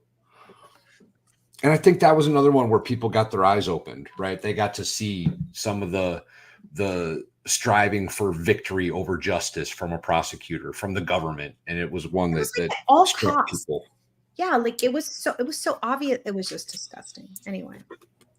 So Becca, what are your thoughts on Law 2? I mean, are you a fan of it? Are you just in the outside, not really watching it? Oh, I definitely. So I like LawTube. That was a good catch by my pocket for a piece. Right, yeah, I like LawTube. I think LawTube can be really interesting and entertaining. I think that there are elements like this with the Zachariah case, where it's like you've got a community that's very invested. Sorry, bear with me. I'm just dying from the heat. We're not used to it in Britain. We don't have AC. It's killing me. What's your? Oh, I know. I died when I was in London. It's have AC. It's a very different kind of like heat San as well. Francisco here. It's crazy. The best line from Ted Lasso was, he's talking. It was like, I think the season finale or series finale. He was talking about things that he learned and learned to appreciate. Is that AC is a luxury. It's not a right. It should. I don't get it. It's so horrible. But I think I'm in Paris. I think broadly speaking, I think LawTube is something really unique onto itself. Like the idea that like you're creating a space where people can educate themselves effectively on what the laws are, what their rights are, is always going to be like really valuable. But I also think that there's like a lot of interesting interpersonal drama, and has been for a long time, of like how people feel, the little communities that grow. There's also, it's competitive. There's a lot of potential earnings involved, which is always going to have an impact on kind of how people view each other. Yeah, towards each other. Yeah, and it's, I think it's definitely a unique form of content in those respects. But like generally speaking, I like it. I think that unironically, I think the covering of the Rittenhouse case was really valuable. I actually find the covering of the Amber Heard Johnny Depp case as well really, really interesting and really valuable. But also, that was a monumental case for sure. For sure, it was. That changed the narrative of certainly the Me Too movement across the planet.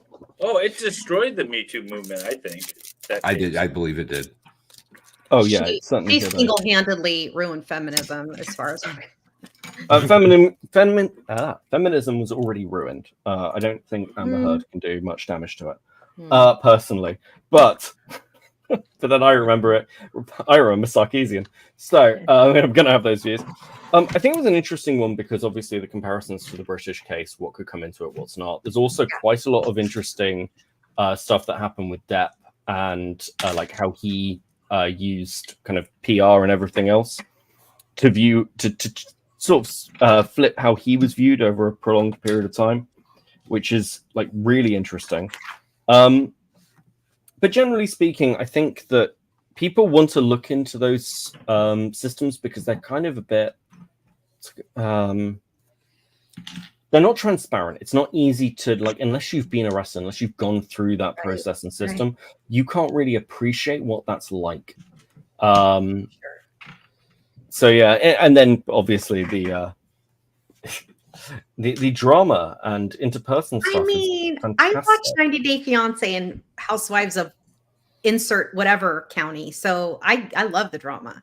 Why does drama sell so much on YouTube? That's what I want to know. Well, look, most people have an 8-to-5 job or have a very stressful life. And the drama that's portrayed and played out on the YouTubes and on the networks, whatever it is, gives us comfort. First of all, it helps us feel better about ourselves because literally we're not that effed up. We're not that messed up. But also, I think that for those of us that are invested like in YouTube, because many of us that watch YouTube actually financially support the content creators. So I think there's a certain level of investment that's not just emotional, because now you're talking about a financial investment. And I think that money matters. And I think that's something that somebody should research. Just saying. Yeah, I think certainly money matters, and definitely that's something that we should talk about more, frankly. But from the perspective of drama, I think it's broadly speaking the fact that it is. It's soap opera. It's soap opera stuff. People want to be able to people want to see the lives of the people around them, and everyone loves a full story as well. That's like that you said full story. That's interesting, because as a Latino who watches novelas, not just American soap operas, but Mexican, Puerto Rican, whatever, Spanish-speaking soap Go operas. through all the countries. Oh my God, they're so much better than American soap operas. They actually have a beginning, a middle, and an end. So you got like a quarter, like 3 months usually worth of a story. And American soap operas traditionally, well, not traditionally, they never end. They're like General Hospital has been on since I was like 0, like before I was born. So, and it's certainly not going away. No, I saw it on Netflix or Hulu or something the other day. I'm like, oh my God. And I literally clicked on it and it had the exact same people from when I was a teenager were on the show still. I'm like, what? They got really good plastic surgery, by the way. I'm really jealous. By the way, I love British TV. I got into it when Hulu was first new. When Hulu was first new, they couldn't get a lot of US shows, so they had a lot of British shows. And so there was one with some British teens that got some like superpowers that was really good. I Misfits. liked Misfits. Yes, the Misfits. I love Misfits. I'm an app fan. Green Wing is awesome. I don't know. Green Wing is awesome. Great show. Anyone, you guys need to go check out Green Wing. I haven't seen that one. I'm gonna check it out. It takes place in a hospital, but it's a comedy, and it's just a disaster. It's kind of like a British version of Scrubs, but a little better. Ooh, I would love that. Then there was another one where these guys worked in the kitchen of a hotel. I can't remember the name of it. IT Crowd. Was that what it was called? IT Crowd or something? Yeah, It Crowd, yeah. Oh, IT yeah, Crowd. I love great that. show. I can honestly say I don't think I've ever seen a British television series that I enjoyed. I like the way you said that in the most American way possible as well. It's like I'm not trying to be patriotic here, but I can honestly say there's nothing appealing about your nation or its artwork. Not my cup of tea, man. Not my cup of tea. What about the original Office?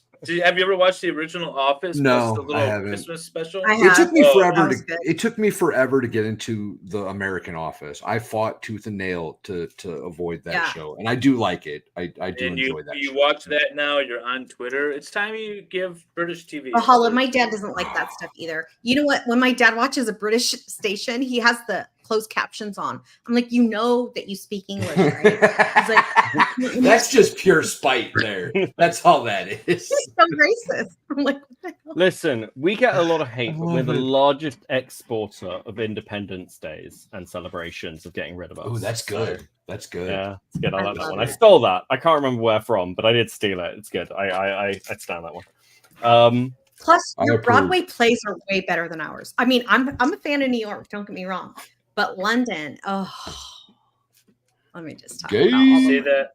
Can you say that a little differently? Less enthusiasm. Oh, sorry. I mean, actually, so my white side, my not Caucasian side, my Anglo-Saxon. Is it better to say Anglo-Saxon, David? David didn't like when I said Caucasian.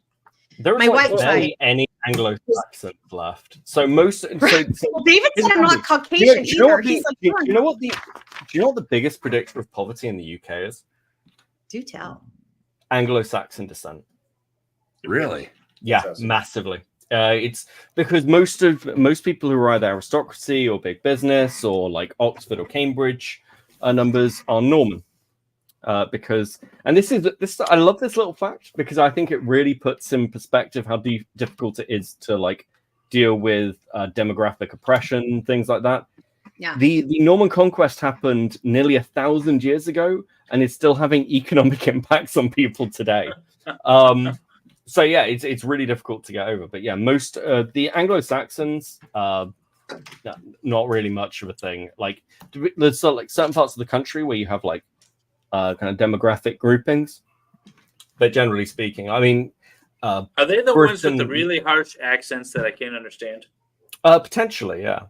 I mean, actually, it's interesting. If you go to like certain parts in the Midlands, you'll have like really strong Viking contingents and people with names like Longsword and stuff. Mm-hmm. Because the Vikings basically landed in the Midlands and set up like a section of the Midlands near Lincolnshire as they had colonies as the capital of the country for like I think it lasted like 6 months or something ridiculously short. So I was watching a video yesterday on the Premier League, and they got to the part where Saudi Arabia bought with Manchester United. Is it Man City? They bought Man City. I am terrible with football, but yes, everything gets bought out by everyone who's not us. Saudis. This one of the Saudi princes bought 18, and they were doing interviews. They were showing some clips of some interviews of some people that apparently were speaking English but still needed subtitles. And so it's like I feel like that would be like the Anglo-Saxon, just from the description you were giving. I just saw somebody in the chat mention Jeeves and Worcester, and Yes. you should absolutely watch Jeeves and Worcester. It's fantastic. I have not seen that one. I'm gonna watch it. It's really, really good. And classic Libby, Hugh Laurie and Stephen Fry. Libby, are you home yet? Are you in? Hugh Laurie, I like a lot. Yeah. Oh, I was a big fan Devil of Dog House. works in film. I didn't know that. Devil Dog. That's really cool. Oh, I love the show QI. Unbronzed Aussie Laura is from Australia, so she's got probably a lot more exposure to British television than we do. I'm not saying Australia's British. I'm just saying. So, Becky, Might have as you well been to be. the States before?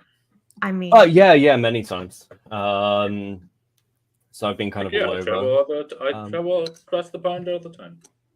Yeah, like I've done a bit of time in America. I'm actually originally born in South Africa. So, oh, you speak yeah. Afrikaans? No, God, we came over when I was very young. Oh, You know, okay. all the murder. There's So a I lot think- of that going around. So I can call you an African then. I don't know if that counts. I'm more Irish than anything else. If the hair Nice. coloring wasn't a giveaway, but I got sent to mean, boarding we don't school wanna quite say it. young, hence the overly posh accent. But yeah, I'm it's. all posh. I think it's nice to have like a nice accent and things, and it's nice to have been embraced by random bits of British culture. But the most at home I've ever felt has been like being in Northern Ireland. I really like Northern Ireland. I Is miss that it quite just a lot. because everyone looks like you? Yeah, people were asking where you're from. What's special about Northern Ireland compared to the rest? Oh God, Northern Ireland's just lovely. It's Yeah? It's a very. I'll sum up Northern Ireland this way, particularly the Not post troubles. Well, while I was over there, it was during the government shutdown, and the reason the government shut down was because Sinn Féin, who are sort of Irish independents, and then DUP, who are we're all British and you should all be Protestants, basically refused to run the government together.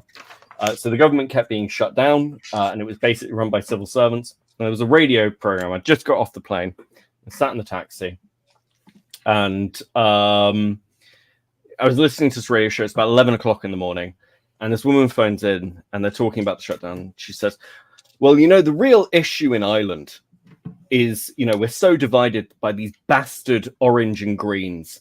And the radio host says, no, lady, it's an early morning show. We don't need to be calling anyone orange and greens. Which is like just the perfect way to sum up. It's like, listen, you can call them all whatever the hell you want. Can we not just start saying orange and greens, please?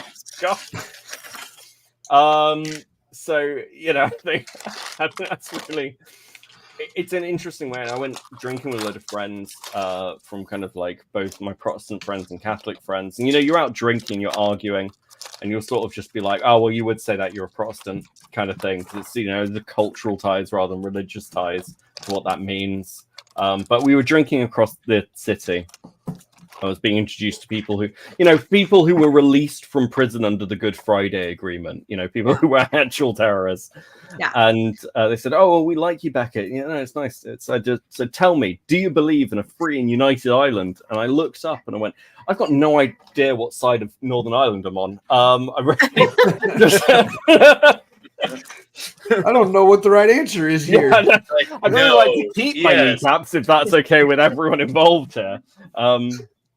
But yeah, it was. What answer do you want me to say? Yeah, well, I mean, I'm pretty big on autonomy, and you know, I'm very much like if a population thinks that they should be independent, they should. If a state thinks it should secede, it should. I think it's down to. Ooh. I think if a small town wants to be independent, they should be allowed to do so. But you bear the consequences of doing that. It's in the UN Charter. It's in the UN Charter. Yeah. If we could only get, you know, it's funny. So I'm in Michigan. The Upper Peninsula in Michigan wants to be a separate state from the Lower Peninsula. Now, I don't know why, because their economy is crap up there, but they want it. And so the best way that they could go about it is to petition the UN because it's in the charter that the people of a given region have the right to determine their government. Are you trying to start an international conflict, sir? You're advocating not international, civil conflict. The second the UN Because nothing bad ever happens in a civil war.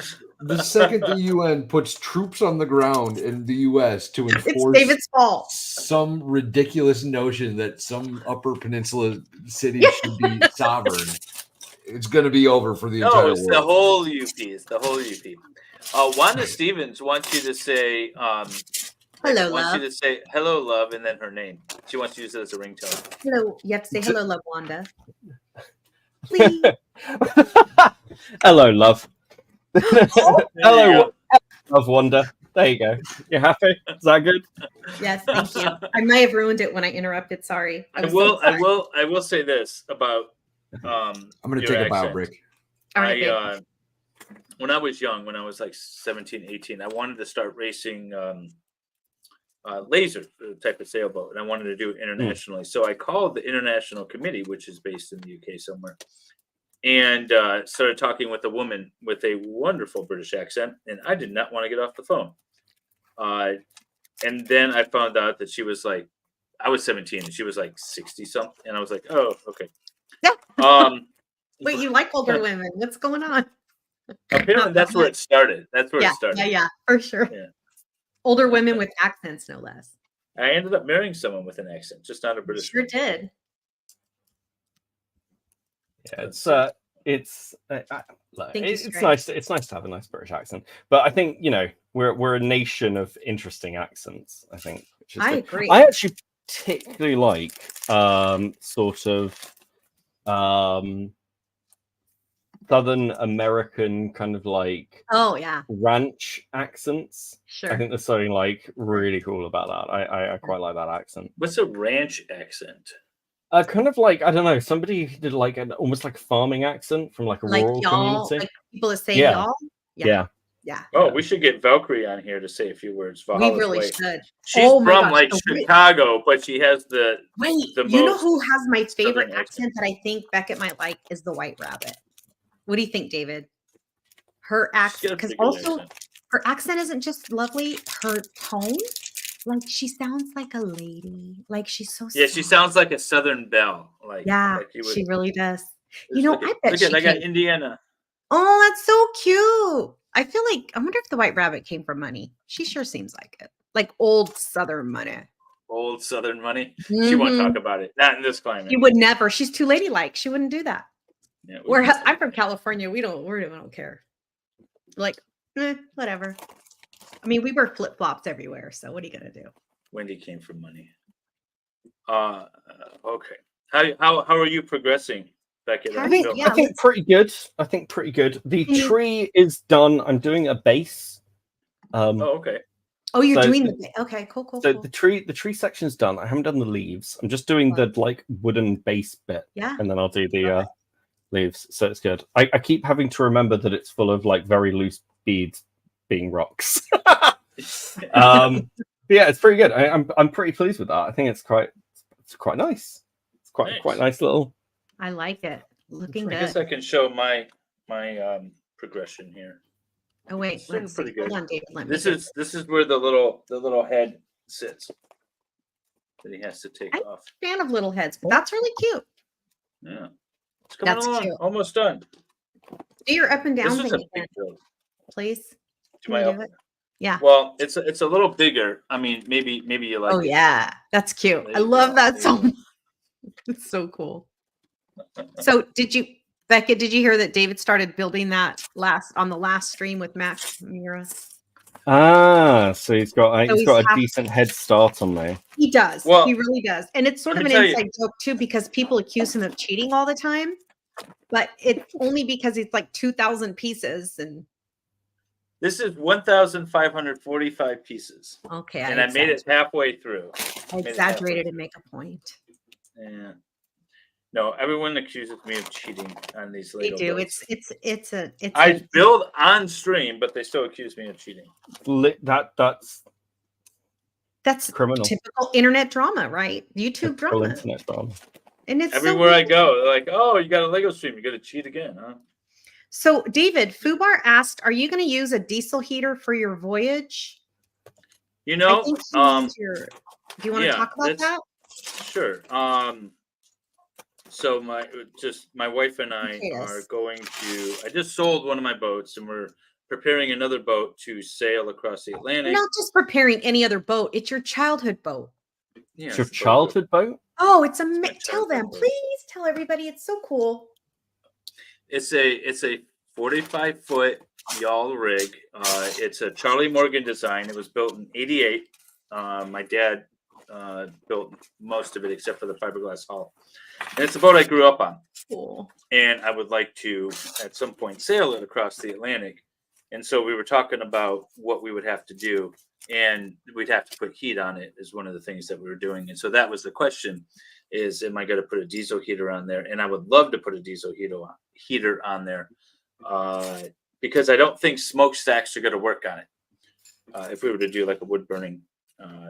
David's a sailor, in case you didn't know. I do. Actually, you know what? I was going to say, you were talking about wrecks on the Great Lakes. I got my scuba certification years ago. My one thing that I wanted to dive on, and I still haven't, is the Edmund Fitzgerald, and I don't think you can dive on it because I think it's a grave site now, right? Yeah, and you're not supposed to, and you'd have to be in a submarine because, believe it or not, it's deeper in Lake Superior than it is in some seas. Like I think it's deeper there than the Mediterranean Sea. But the Great Lakes are awesome, especially if you sail around on the north end and stuff. The water is crystal clear. It looks like the Bahamas. You know, it looks like you're sailing around in the Bahamas. It's beautiful. Lake Erie, not so much, but when you get up to Lake Huron, Lake Michigan, Lake Superior, it's very nice water. And Patty Ghost says Patty certification, David. PADI. It looks like an acronym. Patty. Patty. PADI. Patty certification equals. I don't know what that means. I have my open water certification. I don't know what Patty is. Yes, David does force his son to build sailboats for him. I do. You know, if he wants money for his little gadgets, then he's got to work in the shop with me. So my daughter was supposed to do dishes last night. So for those of you who are new to the channel, I have a 13-year-old. I've never said it was a daughter. I have a 13-year-old, and that child. I did. Cat's out of the bag now. You don't want to say you have a 13-year-old girl on the internet. It's not very classy, right? Anyway, they were supposed to do dishes last night. Well, I pulled a dad move, which was what my stepdad used to do. And the dishes were not done when I woke up at 5 o'clock this morning and I got up. So I waited. Till 7 o'clock, I'm fuming. 7 in the morning. I went and woke her ass up. And I'm like, guess what? You need to come do the dishes. Ooh, David, that's cool. So I did. That is cool. I'm not known for being a strict mom to this child. I was strict to the old kids, but not this one. The older kids make fun of me for like how much she gets away with things. So I hope they're listening and they know that I woke her ass up at 7 in the morning and made her come do dishes. She did it. Becky, do you have any kids? No. I have not had any children as of yet. Are you married, sir? I'm not. I do have a partner, but I suffer with being part of the generation that's always, screwed economically. But it's also just a timing thing. I quite like my independent and free time. It's overrated. Don't do it. Yeah, I mean, I'm big on the idea of if I can find a situation where I can support like a family, I'd want to make sure that I was getting make sure that they were fully financially supported, and that's really difficult to plan at the moment. Hard. So I go with the free range parenting style myself. Really? I bring you into the world. The rest is on yours. Good luck. David, I feel like obviously I've not seen you with your children in person. We've only spent time with adults, but I feel like your style of teaching is that is not a laissez-faire parenting style, in my opinion. My kids I feel hate like it. You're very hands-on. No, I think it's brilliant. I love it. I admire that so much. Well, my son, I wanted to talk to him. So he spent $25 on Uber Eats for Taco Bell the other night. And so when I found out about it, because the front door was open when we got up, I'm like, well, he did something. So we checked the cameras, and there's a Uber driver dropping off food. And so I questioned him about it. He's like, yeah, I got Taco Bell. I said, we're going to talk about this later. He's like, Dad, I don't want a 2-hour conversation. He didn't want to lecture. Beckett, did you see? So, but we had a 2-hour conversation about economic cost, benefit of purchasing it versus eating anything out of the fridge, which is already for free. And then we broke it down into, other decisions that you would make, just purchasing anything or even doing something. Let the kid have his Taco Bell. Jesus. It was a whole thing. It was a whole thing. $25? That's like our morning coffee. What the hell?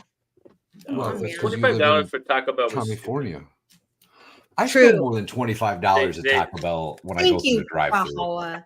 But I wanted to use it as a learning lesson. Like, you have food free here in the house. You don't need to spend your money. Okay, that's a good lesson to learn. That's smart. But then we broke it down. Would he have had to create a meal, or was there something that he could physically grab in 10 minutes that would have been ready? Oh, we have so much stuff in the house. Okay, I'm sticking up for the kids because I'm a 12-year-old at heart. I can't help it. Yeah, but he doesn't like it. He's like, do we have to have like another 2-hour conversation? Because I don't want him to just be like, don't do that. I want him to know why you don't do that. Right? You know what my daughter had the nerve to tell me today? So I caught her talking to a boy on the phone. On Discord. I'm like, Valhalla instant angry dad noises. Fantastic. I was like, oh hell no. So I come storming up the stairs and I'm like, who are you talking to? She's all Tyler. Tyler's one of her friends from school. And I'm like, no, you're not. I already had snooped and saw she was talking to some dude named Josh. And I'm like, who the f is Josh? And she goes, no, Tyler. Josh and Tyler are playing a game on Discord and I'm watching them play on Discord. And I'm like, she's such a, and you know what she had the nerve to tell me today? She goes, I lie because I have to. Well, she's not wrong. She's not wrong. I go, first of all, you're dumb because I don't care that you were talking to a boy. I just don't want to be lied to. So now I'm pissed and now I don't trust you and you're an idiot. Because I don't care. Thanks, John. Tyler's look forward to once you become a parent. Oh, I'm telling you, it's overrated, Beckett. It's overrated. You have I think too, like I'm quite big on like trying to do things that are of service. So career-wise, I ended up in the environmental sector. Like, so a lot of what I spend my time doing is trying to like put in stuff that's kind of just gonna make things better. Like just make things worse. They like suck up all the resources from the planet. Yeah, though it is hopefully for them that things get better. But it's not. Is it getting better though, from your perspective? Depends where and what, really. Certain things are. Certain things are improving. Certain things will get worse over time. It always becomes a complicated question because, some of this stuff's like really far out. One of the things that I find really interesting is I don't tend to debate climate change and stuff like that online. I don't think it's really useful, actually, because people don't really want to be lectured. Sure. And also, some of it's just really complicated. But I'm not a climate scientist, so I will, either get like my wording wrong and all those kind of things. I get it. But it's one of those where like things have improved over time because we've done stuff. Some things that we haven't, and some things can still get worse. Like emissions. Not just emissions, but I mean that's just one example that I can think of. Oh yeah. Like I mean, it's even things like, like we do so much work in like every nation trying to like increase like defenses for things like flooding or like extreme weather events and conditions. I think it's just very much working out like what we want the future to look like, and certain countries will have it worse than others. Like one of the interesting ones is I saw some like model reports. This is a few years ago, and I've heard these are disputed, but just about how well Russia will do out of climate change, because something like Siberia will become habitable. So it's a massive access to rare earth resources, right? And like from an economic point of view, that's not good for the West when you look at what the intentions there with some of those countries. But also, it's like anything, like with emergent markets, you've got so much money tied up in kind of like green energy investment, things like nuclear or like kind of fusion development, stuff like that, which is really fascinating. But we'll see. Well, economically speaking, that makes the most sense, right? The countries that have the most room for development should prosper more in the short and long term, I would think. Yeah. Sorry guys, some people just tuned in and would like to see progress. They would like to know what you're building. They want to know progress. So can we talk about Lego for a minute, my darling? Yes. Please? Go ahead, David. I'm building the rolling boulder scene from Raiders of the Lost Ark, and I am finishing the last little part. The other part I made last week with, or 2 weeks ago with Meme Copium, which is right here. And if you look carefully, you can see the rolling boulder. With Max Mira. No, with Max Mira. What did I say? I don't know. You said I don't know what I said. So Meme hasn't been on our Lego show. I was like, wait, I didn't remember that guy. Meme needs to come on, by the way. Oh, I'm sure that we will make that happen at some point. I think that's going to happen soon. Valhalla, how about you? What you got, babe? I am building the Hogwarts castle. What the hell is it? I don't know, but it's really sexy. Valhalla always goes for the sex. Hogwarts castle. Yeah. Love it. I said it right. I just didn't realize I did. The Harry Potter castle. Cute. Yeah, which we will be finishing probably next week with Andrea. I don't think. Yes. No, you won't. You're going to be finishing it now. So, by the way, there's no way. Those of you that don't know, we're going to have Andrea on next week. So, tune in. Andrea Burkhardt. If you guys don't know, she's an attorney. I'm building a bonsai tree, which is going fairly well, actually. I'm surprised. Yes. Nice. It's a nice little interesting build. It's a fun little build. I really enjoyed that one. Yeah, it's just it's nice to I don't know, just build something a little bit different. I kind of like the botanicals range. I've not really seen that before. They're pretty awesome. I've got a few of them. I did the orchids, and those were cool. Mustang McCracken said we should get Meme and Max on at the same time. Community guideline strike incoming.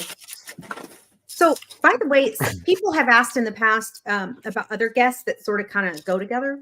In general, we prefer like in the last several months, to have one guest at a time. It just goes a lot smoother. And also, not everyone has the really cool setup that Beckett has with the inline. Yeah, that is a cool setup. Yeah, the screen setup. That's great. And also, we really enjoy getting to know our guests, and our chat has really enjoyed that too. And it's really hard to get to know more than one person at a time. That's just that. Being said, I have proposed an orgy of Lego that might be coming soon in August. Oh, that's right. I forgot about that. Yeah, which is going to be a bunch of different people on here just building Lego and having a good time. That will be fun. Yeah. Okay, I built this piece entirely upside down, so now I'm hoping I got it right. I had to take it all apart again. The Hogwarts set is amazing. My BFF has it, Old Lane Red says. And how are you doing, everyone? How's chat doing tonight? So many more people have come in since we said hello to everybody. Hello again. We're happy to have you here. We noticed some of Beckett's followers are here, and we welcome you, and we hope you stay. We hope you come back and visit us as much as you like. And also for our regulars, we're happy to see you. How's everyone doing tonight? Let's see. Can I get this on now? Yay! It fits. Yeah, I really like stuff like this where it's just a little bit different, and you can kind of, I think it's an interesting one to talk and build Lego at the same time. Yeah, it's a nice. I hope the conversation's been interesting while I've been frantically searching for pieces. Well, that's kind of the whole point, right? The whole point of this was to give the brain and hand something to do and have the conversation, and it throws you off slightly. It's like that interview show Hot Ones, just not painful. Not as That's painful. the way I look at it. Yeah. Well, until you step on the Lego. That's true. That's Oh true. gosh, that hasn't happened yet, but people have lost them in their laps. They've lost them on the floor. It's been fun. So I'm going to do this thing. A piece. I'm going to do this thing that everyone does to me when they're like, "Oh, you're a lawyer. You must know this other lawyer." So, do you know Steph the Author Nerd? Oh, we love her. I don't actually. Oh, She's from Yorkshire. But she's Actually, from your Yorkshire. island. It's just going to be one of those. Have you met this person? He's in somewhere in Scotland. Yeah, Dave Matthews is from South Africa. You know him, right? Right. Well, so it's interesting. David brought her up because some people have asked your opinions on the Harry and Meghan Markle sitch. Well, first of all, let's identify. Explain who Steph is. Yeah. She's a YouTuber that covers a lot of royal stuff, a lot of royal drama. Okay. And she's also on Popcorn Planet, which also again covers a lot of royal stuff, but then other news I am as well. familiar with Popcorn Planet. Yeah, she's friends with that guy. Yeah, she's on many of his streams. Yeah. So She's maybe part you of know that her. team. Just She is. yeah. So that's why but she's been on with us. And what's funny is that she said just about the exact same thing you said, as far as it being somewhat difficult to build Lego and carry on a conversation. She's like, this is so much harder than I thought it was going to be. Yeah. She was lovely though. She was she's probably our second longest stream, I'm thinking. Next to Joe. Behind Joe. Yeah, no, she was like 5 or 6 hours. Do you forget about Torin? Oh. Torin's lasted 2 streams. It was 15 hours. Okay, you're right. You're right. The way she said that, it's like, oh yeah, Torin. Torin set a new record for He longest did. He beat Lego Joe. stream by Oh a well, lot. because if you combine them both, yes. Joe So was Joe- 6 hours. Torin was 15 hours or something like that. It was Bless his something crazy like that. Yeah, no, It was a lot Steph of was fun. fine. Torin is like, he's a 15-hour guy. Like he's very detail oriented and very, it was really cool. Junk Forever asked back, how about the royal family though? Are you on Prince Harry? Are you yay or nay on Prince Harry and Meghan? I don't care. Will not be accepted. Oh, I am actually a monarchist. I'm actually a monarchist. Are you?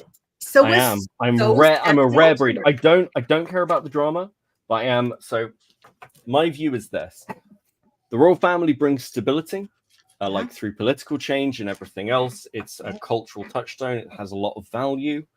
I think that it's like quite useful there. I think the Harry and Meghan stuff's really interesting because for anyone who's sort of like followed Harry's life with his mother and things, it's quite clear that he really wanted to have something outside of the limelight and get away from all of it. And that's what Meghan kind of offered him. I think the biggest problem, personally anyway, I think the biggest problem is the fact that Meghan is an actress and wants to be famous, whereas that's not really what you do when you're part of the royal family. You do what the royal family tells you to do because you are right. Because that's the rules. Yeah, that's them's the rules, unfortunately. Is he a low cow now because of Meghan? A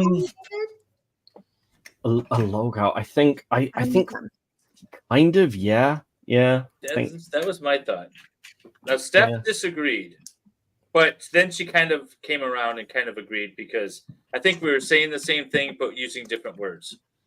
And for the record, to clarify, Steph is also a monarchist. Yes. So she's on that 100%. She's on that page. She just Not that I doesn't care count, but for so am I. Meghan I'm an American Hazard, monarchist. calls him. Look at. What's up, Will? How you doing, buddy? Will is here. Ooh. Yeah. I want to know if Will watched. Is that Will? Yeah. I want to know if he watched Beverly Hills Cop 4 and what his thoughts were on the Detroit scenes. But look at it glows. Lights up. David, that's really cool. That's cool. This might be my favorite one you've built. I'm digging it. I'm also a huge fan of the original Raiders of the Lost Ark movie and Harrison Ford, the real Harrison Ford, like Raiders of the Lost Ark Harrison Ford. because I'm a huge fan of Harrison Ford, Star Wars Harrison Ford. Han Solo. I was Han gonna Solo, say baby. Han That's Solo. my There you boy. go.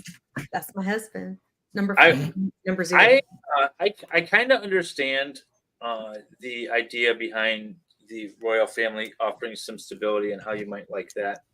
When all this stuff that's going on in the U.S. politics, I went back and I looked at some of the politics from my formative years.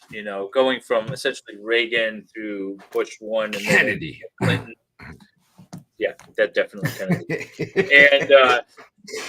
And I was like, these guys, yeah, they were the same bullshit artists. They were doing the same shit, but at least it wasn't all this gigantic turmoil. And it kind of offers some I don't know, happy memories. And I wish we could go back there and I could see where nostalgic, if romantic. Newt was still if Newt was still in the House of Representatives, how much nicer I would feel about all of this. So I get that. Because we're gonna be royal. Is that what you're singing, Q? I'm not sure. I'm a monarchist, and I have no dog in that fight, other than my ancestry. And I'm a super huge fan. Like, I literally cried when Queen Elizabeth died, and like, why would I care? I cared so much. Yeah, I didn't care about that. Oh, I bawled. I cried all day. I cried for 2 days. I didn't cry when my parents died. I'm like, people die. So Becky, your perspective on the Queen dying and in your new king. Interesting. Because I think that the Queen has been a staple for the majority of people's lives. Yeah. So watching, I mean, it's almost everybody's lives. I mean, nearly a century. Ruled for what, 80-something years? Something crazy like that. It's crazy. One of the longest reigning monarchs in history. Yeah. And I think, if you're going to go out as somebody like that, it has to be during the term of the worst prime minister we have ever had. I knew that. And I don't know if people are aware of Liz Truss, but Liz Truss was in power for 6 weeks. Oh, she was. I remember she was in that power now. for 6 weeks. She shook the hand of the Queen. The Queen died. She destroyed the economy. And she and literally completely crashed the value of the pound. It was an absolute disaster. She got beaten by a lettuce. That was basically the Sun put up a live. It was the Sun or the Star. I can't remember which. They put up a live stream of a lettuce and said, "Will this lettuce last longer than Liz Truss?" And then when Liz Truss resigned, they had like a party for lettuce. That's hilarious. So yeah, I mean, you get those nice dramatic things. I think they're kind of fun. Pat Irish said she cried when the Queen died and Prince Philip. Also Prince Philip. Yeah, that was sad. Yeah, I don't think the Queen was really the same once Philip died.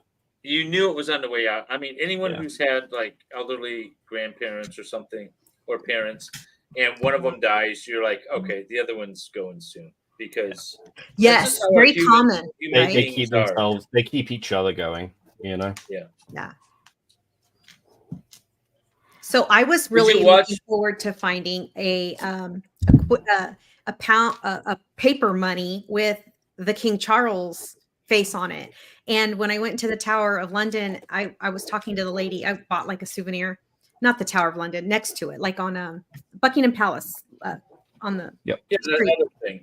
Yeah. And I said, oh, have you seen any of the King Charles money yet? Because I heard it's out. And she goes, we saw one. We all were like dancing around to look at it. But then we both at the same time, even though she's very British and I'm not, obviously I'm very American, we both were like, yeah, but the Queen's the Queen. Like it's, yeah. Some people really wish William was king, Fubar being one. I can see. I think William's going to be a good king. I think Charles is an interesting one. He's actually a very divisive figure. But I don't think he's a bad king. I think there's a wonderful moment where, again, Liz Truss turns up, and she's been in multiple times to see him, and he just goes, "Oh dear, back again, are we?" And just thought that was very funny, you know. I heard he has a great sense of humor. Yeah, he does, and he's always sort of just kept himself to his own little projects. He's very big on gardening and environmental stuff, and it's kind of been his focus. And I think he's good at not wanting to get too involved, because I think he understands fundamentally that that's not really the role of the monarch in the UK. Right. That's How much power? Constitutional. How much power do they actually have, the monarch? I mean, That can he is- declare war and march an army? No, not really. It's very much a case where the monarch is essentially in as a constitutional since the Civil War, but power's been draining since the Magna Carta.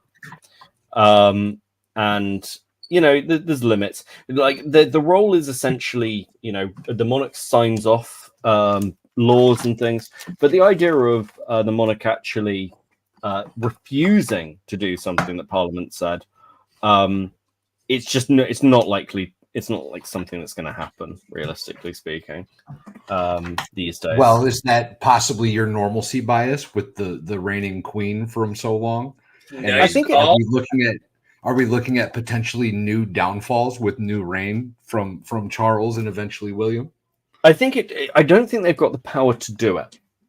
Realistically speaking, there's too many blockers in place now, and has been for a significant amount of time. So even during the run up to the Civil War, the king disbanded Parliament. What's the date of the Civil War? It was 1700 or something, wasn't it? Oh God, yeah, earlier. Give me a second. Okay, I'm terrible with dates. Just thinking, I don't want people thinking this was the 1800s or something. It was a long ass. Yeah, 1642. There you go. Oh, wow. So, it's a significant period. But basically, the king disbanded Parliament, brought them back because he needed money, and the first thing Parliament did was vote to make it illegal for the king to disband them. So, touche. What you gonna do about it? So it's stuff like that which I think is effective, and it's we'll see what happens in the long term, but I don't think we're going to move back to how things were under unless things go very, very wrong. Becca Lynn asks, what about the Labour Party taking over? So obviously people are going to have different views on this, but we only care about yours. You're our guest. I would say that regardless of whether you're left or right, and Keir Starmer is not I know I've seen some people try and go, well, he's a socialist. He's not. He's essentially in the Blairite vein of kind of Tory light or conservative light. It's very middle ground. The fact is that the Conservatives were in power for 14 years. They've had multiple scandals. Most Tories of talent had left, and the Tories who were really smart, in my opinion, have kind of gone and hidden in the back benches to try and make sure they have a career in 10, 15 years. So stuff like that is we need that change, and there are things that need fixing, and I think that Labour stands a good chance of doing that, or at least a better chance than the Conservatives showed, because at least it's a different point of view, right? Different approach, maybe. Yeah, it's just people. You can't keep something running without injections of fresh blood, and I think you're seeing this in the US, right? Both your candidates are in their 80s or running up to their 80s. Yeah. Well into their 80s. Both of them are way too old. That's just the bottom line. Yeah, good point. And that I don't know how that I don't know what position that leaves you in as a country, because not a good one, I promise you that. Well, I mean during the Cold War period is old. I mean, the highest. Well, it is, yeah. But during the Cold War period, America was taking the piss out of the USSR for the age of their leaders, and they were in their 60s. Right. So, you know, to be sat in the position now where both your leaders are as aged as they are, and there's no one to fill in behind Biden. No. There's not really no anyone to backfill fill in going on. behind Trump. So you're sort of in this really weird position. Because who are the up and comers? I mean, you know, we don't have anybody of note. We don't have anyone right now. I mean, that we know of. The Secret Service might know who they are because they know everything. Becca Lynn asked many moons ago, did you hear that Boogie was fired? And I'm not sure if I know who that is, but then she re-asked that from LOL Cow. Lolcow Live. Yes. Okay. So I was away last week doing work things, touching grass and being out in places. So I missed this happening, but I did watch some of it. So yes, Boogie was fired from Lolcow Live for faking cancer, and then threatening to kill himself on stream with a butter knife. With a butter knife? Oh, bless his heart. Oh no, he is. Look, I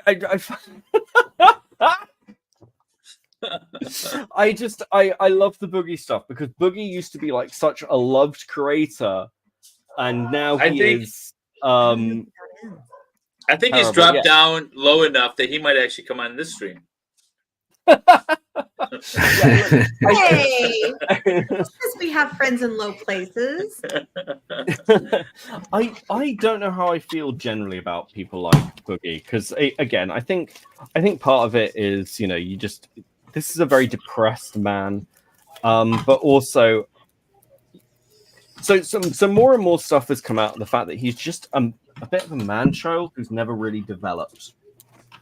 And that makes me quite unsympathetic, unfortunately. And that documentary didn't do him any favors either. No, it really didn't. Some of us do not know who y'all are talking about. Have you never seen Boogie? Oh, you guys know I don't know who any people are, except if you tell me who they are. But he is old. Give a quick... Yeah. Someone needs to give a other people in chat are wondering who he is. You know, I really don't know exactly what he does, to be honest. He does YouTube. So YouTube, when it was like in its infancy, he was the fat guy that would just rant and rave on a couple of streams and make fun of himself about yell at his. He would film himself yelling at his roommates about he needs more Mountain Dew, and he was just the fat guy that everyone just sort of laughed at on YouTube, and he would make these content. And he became super popular years ago when YouTube was in its infancy and started making a ton of money on it. And then he was like one of the first successful YouTubers. And then it all went downhill. I'm not exactly sure how it went downhill, but basically he started spending way more money than he had and then doing a bunch of sort of low cow. So he's the first low cow, if you were... Well, not quite. So Boogie became a locale much later. Like, there are much older locales. Like, for instance, King Cobra is like an older locale. He's an ex-goth. He makes ones. Everyone's kind of just watching him die on stream. Chris Chan's obviously like the most famous like locale, but there've been loads. My channel got struck by an ancient locale actually. Who I covered. He crawled out of the woodwork to strike my channel. Oh, we can relate to that. Which was quite fun to deal with. But yeah, like generally speaking, like Boogie used to be like his content was almost a bit positive in that it would be well, you know, life will get better. I have faith kind of thing. But then, you know, he lost a lot of money, I believe, actually through a crypto scam. Oh, that's right. Well, so he didn't like to spend his fortune. He lost it. Like no, he just pissed it away. Wasn't he trying to a lot of money on prostitutes too? So, yes, God, yeah, he spent so much money on prostitutes. But yeah, he recently tried to sell a crypto scam to make some money. Oh, yeah, the whole thing's a bit of a depressing mess, really. But some people just. Some people just can't help themselves. Who put out the documentary? Another YouTuber actually like lived with him for quite a while and filmed this documentary and put it out. Oh, Do you remember the name of that person? Was it? I can't remember the name, but I mean, it's very Googleable. But even with that one, you know, he's come out now and said that a lot of that was fake or not presented honestly. There were bits left out. It was done as entertainment. You just think, well, why would you admit to that stuff? Like, what are you exactly trying to push to people then? Which Do you is not have an really 18-year-old like girlfriend that has daddy issues? Do you not, need help getting out of your bath? Did you not admit in the documentary that you spent all of your money on prostitutes and that you loved every minute of it and you would never, take it back? Yeah, those things absolutely happened. Which is very depressing. It's just well, what part of it was fake, sir? So I think I think that's kind of where it gets interesting as well, because for most people, like most people's lives on the internet, like watching them fall apart is kind of like an entertaining thing. Like this falling down the rabbit hole. I can see people like dumpster fires. Oh, gotcha. I mean, was someone mentioned Kiwi Farms in the chat? And KF started as a place to chronicle Christian. And it's like there are so many places where it's Kiwi Farms as a thread and forum is going to be just laughing at people. I mean, a lot of the content I do, because I don't like this really high accountability stuff where it's, well, this person's evil and we need to destroy their lives, and I'm just like, well, that's boring. Sometimes it's just fun to laugh at somebody, and in the same way, you've got to take that the good with the bad with that. I've had bad streams. People have laughed at me. I've got friends who've laughed at me, like when I've had a bad stream, when it's been a weird interaction or whatever. And you just don't take that stuff personally. It becomes a problem when you start actually taking yourself so seriously that you lose the ability to laugh at yourself. That's when you're sort of doomed. Oh, what did I break? Damn it. Oh, he tried putting his girlfriend on the phone to attest to having his cancer. Oh God, yeah, that was hi. That was awful. Oh yeah, and then he faked cancer. Yeah. Yeah, you lose me no matter what you've done. You lose me when you start faking cancer. Well, we say F cancer here all the time because we've lost very close people in our lives and we hate that shit. Also, we hate stolen valor, and to me, that's on the same level. Big problem with that too. Hate it. Yep. Try not to hate the person. I just hate their behavior. I'm learning. I'm trying to learn.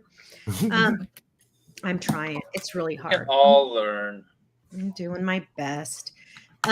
David, when is your Dally? I'm sure Dally's long asleep by now because he goes to bed at 8:00. It's 8:18 on our time. He wanted to know, when's your next trip? I think you meant trip here.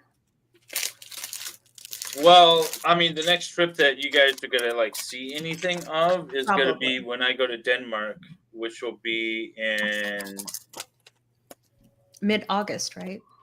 So I'm the first weekend in August. I'm in Colorado. Then I'm in DC for that week, and then Nick flies over on the 14th or 15th, and that's when I'm flying to Denmark.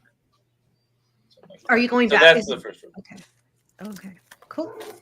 And also Dali, this is Salvador Dali. His channel's called Dolly. I keep saying Dolly Talk. Sorry, Beckett. He wants to know, how do you feel about tea being wasted? I feel like it's an overblown issue directed at the British. No, I mean, we drink a lot of coffee over here, actually. That's one of the big things. Lie. But I have never heard a Brit say that ever. It's very true. Well, that's because I'm honest. I'm honest about the truth of Britain. I hate to dispel any of these vicious rumors. Actually, the coffee I had in Britain was better than the coffee I had in France, truth be told. Yeah, I'm not I think there's God, where did I am a fan of tea, so I will say this: America has better tobacco. Really? I like English cigarettes. I like American cigarettes. Oh, I quite like American Spirit, and I quite like Camels. Oh, I love American Spirit. That's my fave. You're right. good. But I feel like I've lost a piece American somewhere. Spirit's kind of new. It's not like we've had them for many years.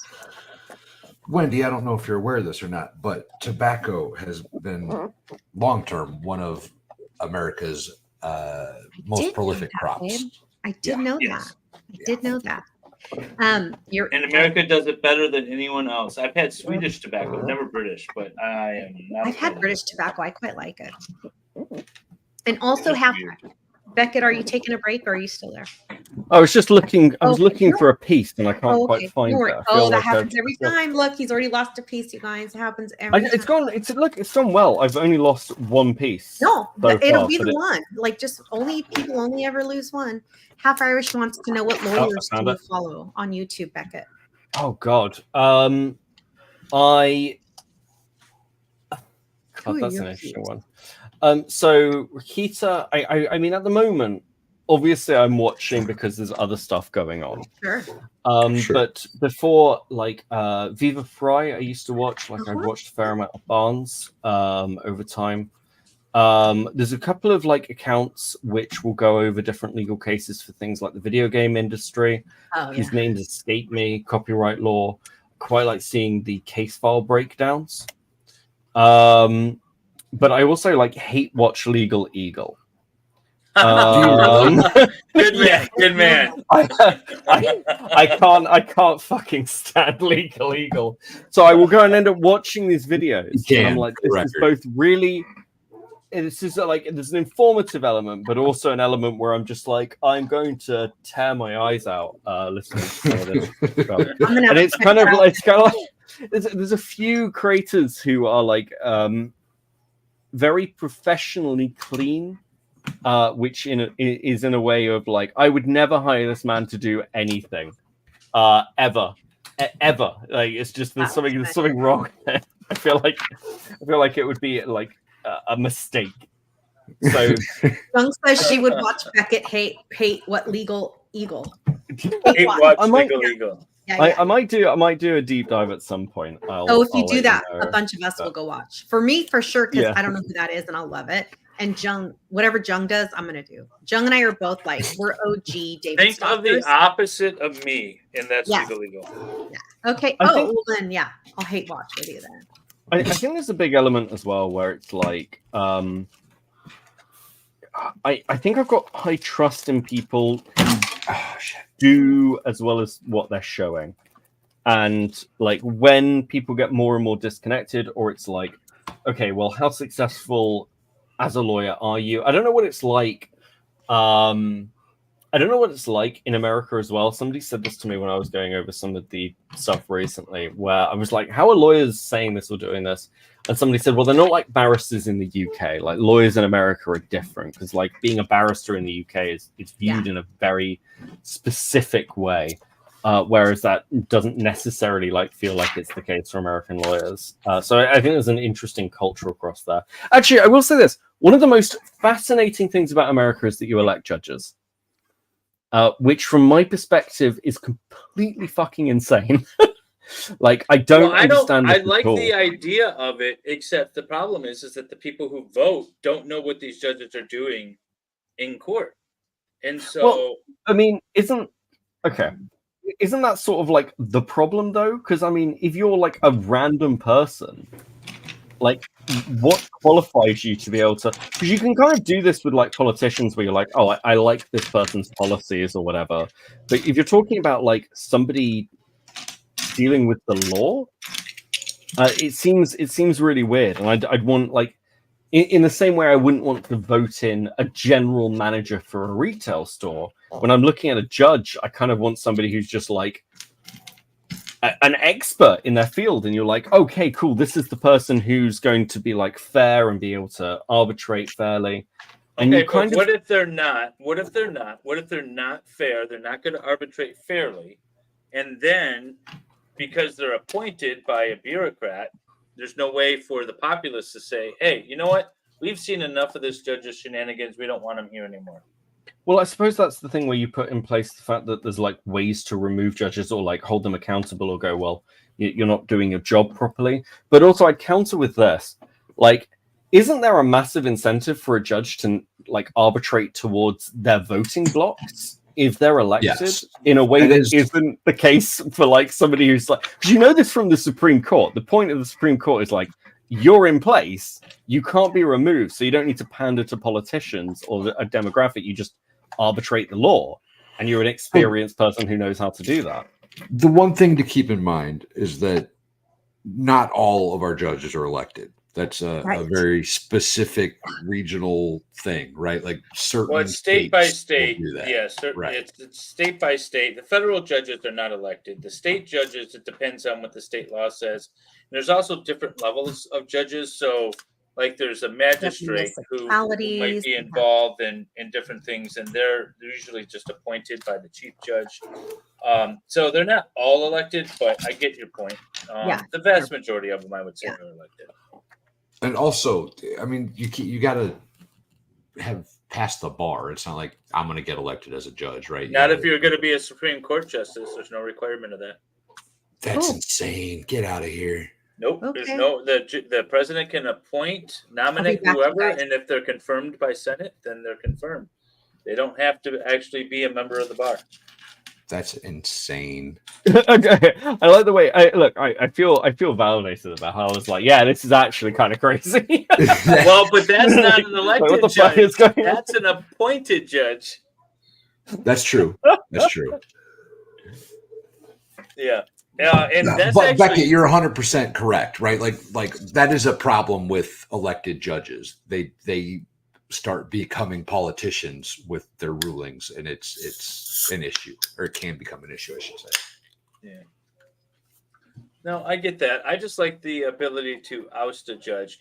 Now, I've had that sort of backfire. Like, for example, there's a district court judge, and district court handles the lower level criminal cases, the not so serious ones, in my hometown. And he had a prosecutor that came in to the Oakland County Prosecutor's Office and said that we are not going to negotiate drunk driving cases down at all. The defendants are going to have to plead straight up to the charge, or else they go to trial, which sounds fine. It sounds like she's tough on, DUIs, until you realize that means that there's no incentive for anyone to plea, and every single drunk driving charge is going to lead to a trial. And the judge is sitting there saying, I can't possibly try this many cases. 90% of criminal cases plea. And so then that judge says, well, what I'm going to do is you're going to plead to the DUI because the prosecutor's not giving you a plea offer, but I'm going to sentence you as if it was a lesser crime. And that led to a whole political turmoil and him eventually being ousted as judge. And he lost his re-election campaign because of that. So, yes, there's politics involved, but it is all skewed towards the law.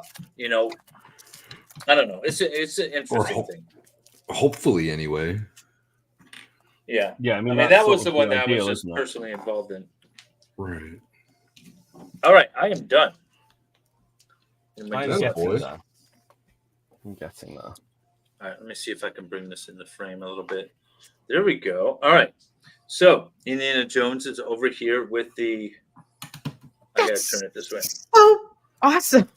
So it lights up, and then it eventually drops down, and then that thing falls, and then it's got to run through this door before. Well, if you can't really see the door, this is kind of. Yeah, you can't really see the door. Oh, he's got to swing on this. Runs through this door. But the coolest thing is the rolling boulder. Then we got the rolling boulder. And then he escapes. Amazing. Only to be caught by his nemesis with a gun that's going to take the idol. So this is cool. I like this a lot. I love that, David.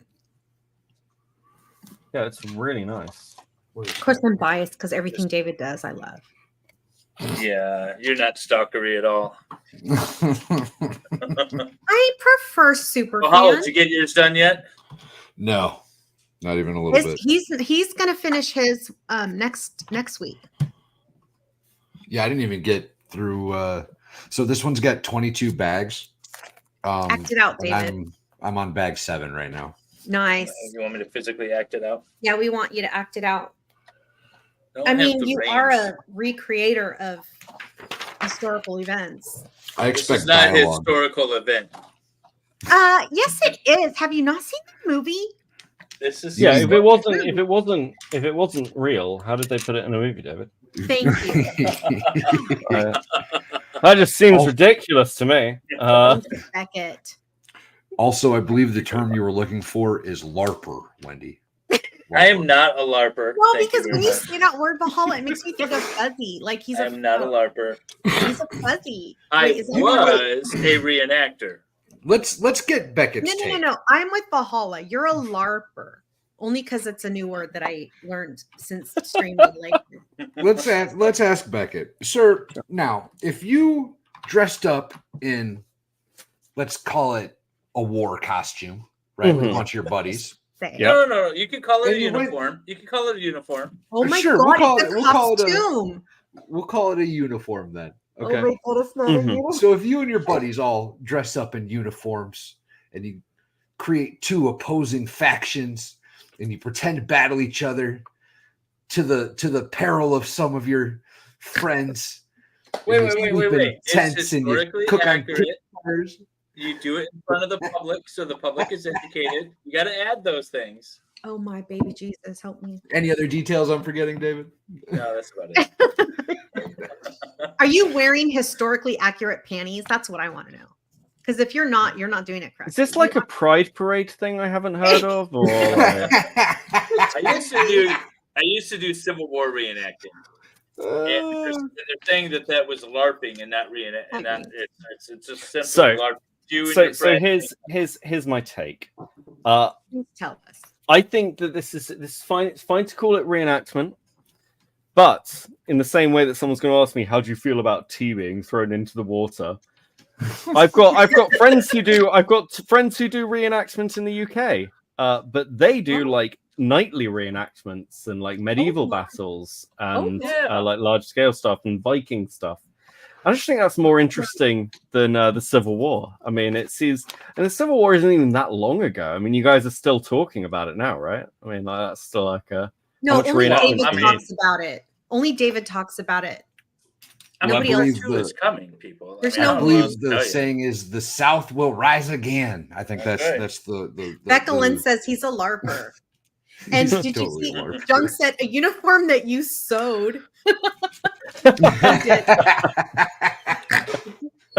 Jung, I love you so much. You all just jealous. David no, we are totally jealous because you're a good seamstress. You're amazing. You guys have seen, I think if you've been in my Discord, you've seen the picture of me. Mustang McCracken says LARP has a negative connotation now, though, because of the internet. Was it scripted reenactment? David, was it scripted? Yeah, we would. Well, I mean, scripted to the extent like we would reenact a specific battle. So it's like historically accurate. We knew how the battle ended, and we reenacted it for people, for the public to watch, so that they get an idea of as to how the battle went. Shenny, hi, babe.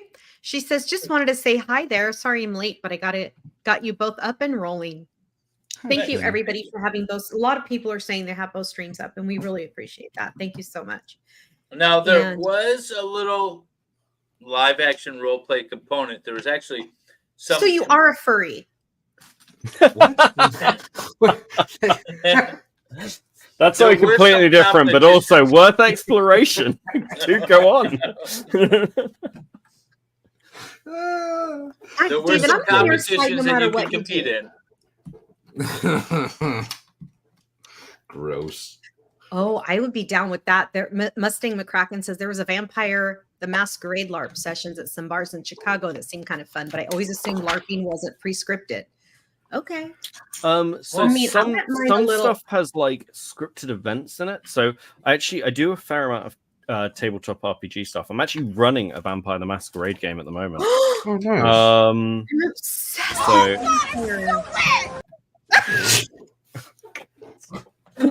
That was an audio clip from our Dollywood trip where That's Wendy. Wendy got a little wet. I got so wet.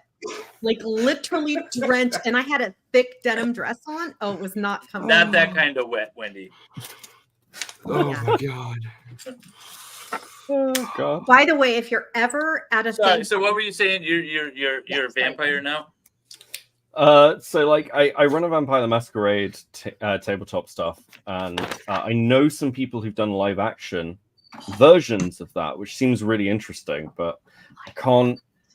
I think LARPing has interesting connotations now because it's like nerds hitting each other with foam swords. That's what people think of. That's what I think of. Yeah, and see, that's why I'm not doing that.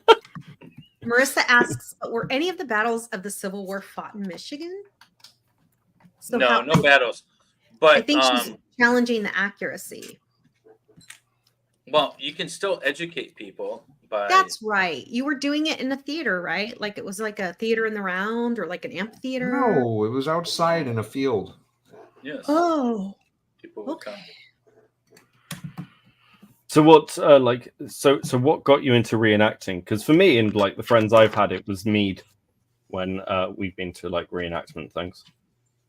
Actually, I went to an event at a historical village here in Michigan when I was 16, and I said that kind of looks like fun. I want to do that, and they said, well, if your dad joins with you, you can do it because you're only 16, and we like bought the equipment and just started doing it and did it from like 96 to about 2004. I did it.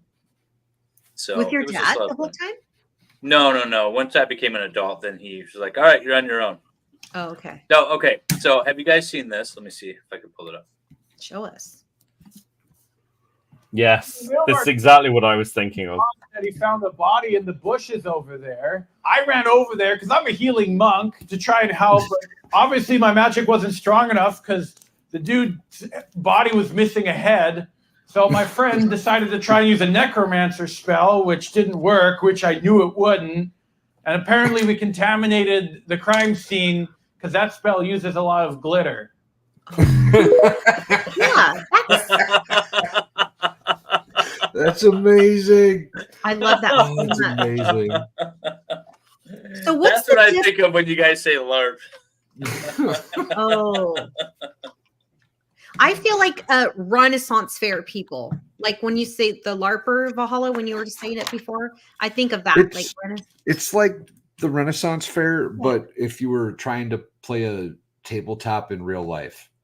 Yeah. Okay. I was going to ask, what's the difference between this and like D&D or like another that's the role difference. playing? So tabletop games are one thing, right? Where you're using characters and paper and yada yada.